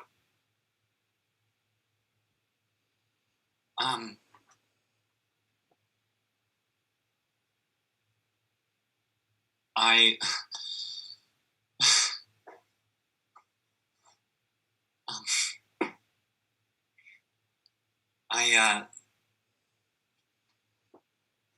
have good reason to suspect that my mother is being held captive in a home in the High District that is well connected to the Ravens organization. And the reason why I wanted to find Ezen is because Britt promised Rex and I that in payment, she would be able to help me get a message to her. And at the time that we made this contract with Britt, I just wanted to know if she was all right, because it's been a long time since I've seen her.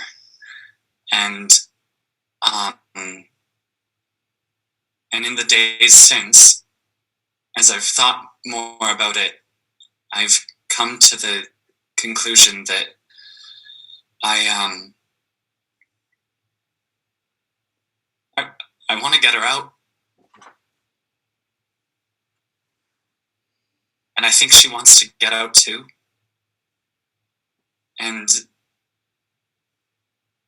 I'm willing to, and Rex and I have talked about this, Rex and I are willing to attempt to save her on our own. And I'm not going to ask you to join us in doing that, or in helping with that. But if this message is delivered successfully and there's a way to get her out, then that's what I have to do. And that's what all of this is about. Well, Ludi, Mm-hmm. let's go get your mom. Quite frankly, I think you guys would die without us. Yeah.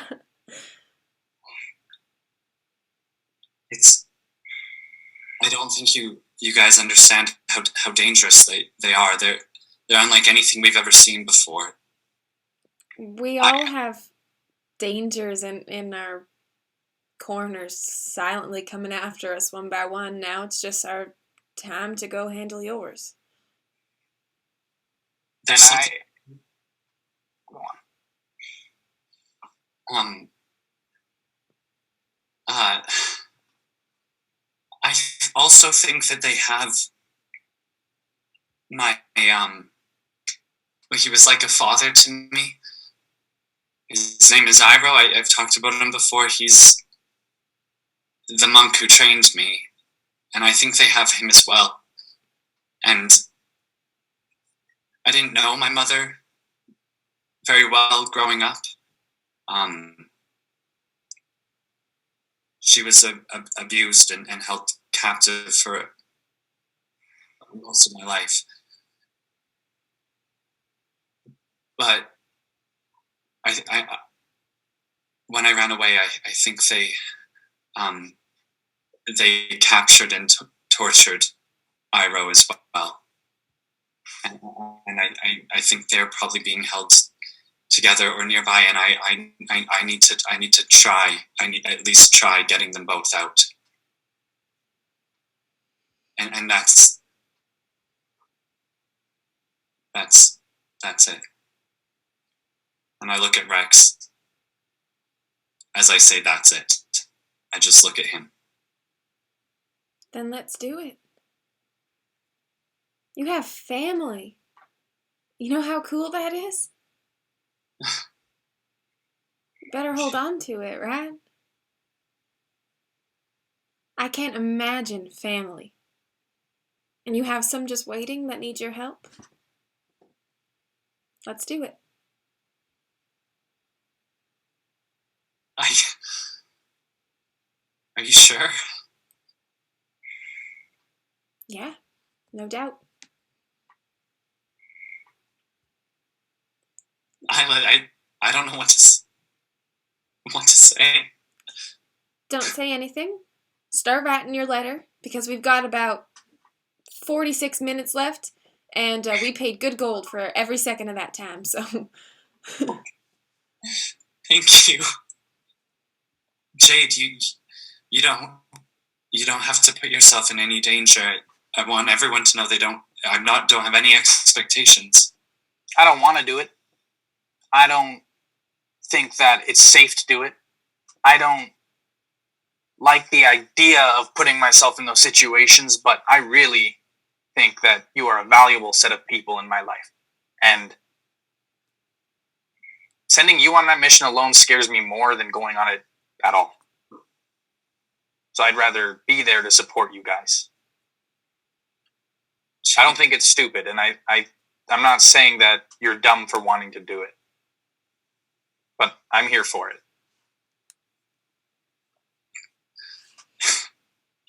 Abby, same to you. No expectation. Yep.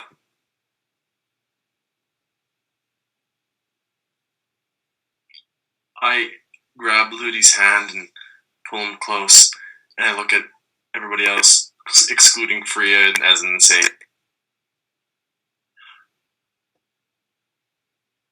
and I look to Isla specifically and say, when you said, we will thrive, we will survive, and keep each other alive, I said that this doesn't mean we're friends. Yeah. It's because now we are family.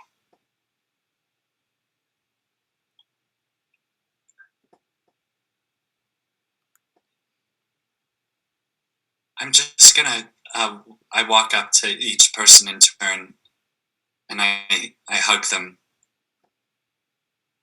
very tight.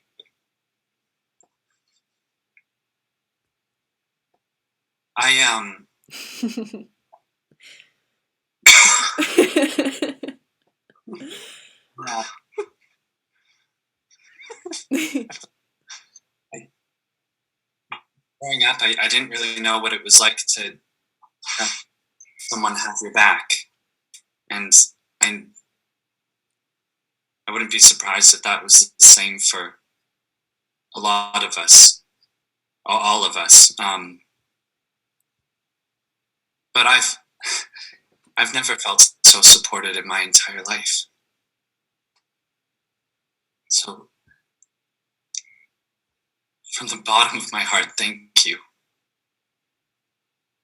Welcome to the Sparrows. Cheep, cheep. I look at Isla, and I kind of just raise an eyebrow. I message in his head and go, wouldn't it kind of be like stealing Ludi's thunder? Tomorrow. In 2 hours. I subtly message, in a world like this, there might not be a tomorrow. I think there's no better time than now.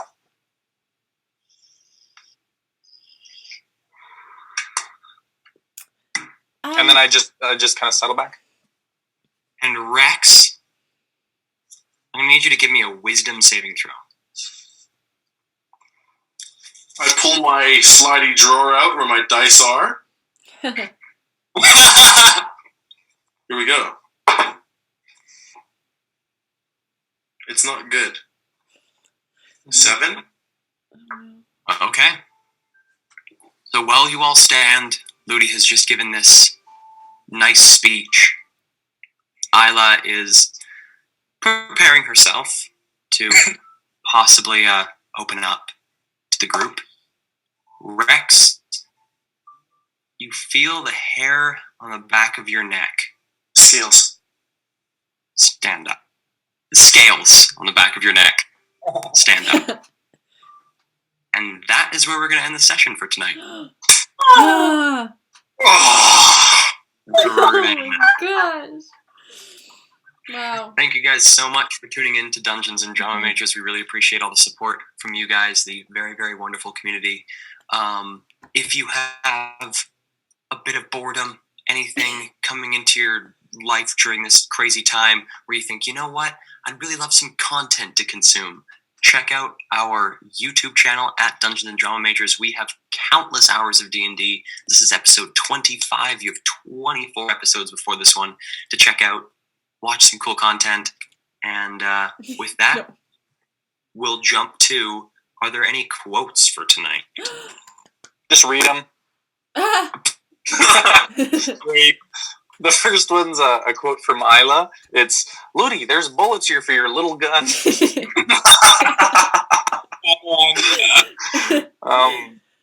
This is this is Freya after Kale legs out. Did you catch any of that? On my side, I love that too. This is Isla to Freya, and then Freya's response. Freya, your house is gone. Oh shoot. And then the final quote is first Ludi and then Isla. Imminent doesn't mean curious. Well, I don't know a lot of words, so maybe it does. Nice. At least from me. Awesome. Well, And with that, have a good night, everybody. Keep yourselves healthy. Keep yourselves away from others. The more that we really commit to this social distancing, the faster we'll come out the other side. yeah. With that, see you guys next week on Dungeons and Drama Majors. We love you. Next week. See you Sunday. Love you.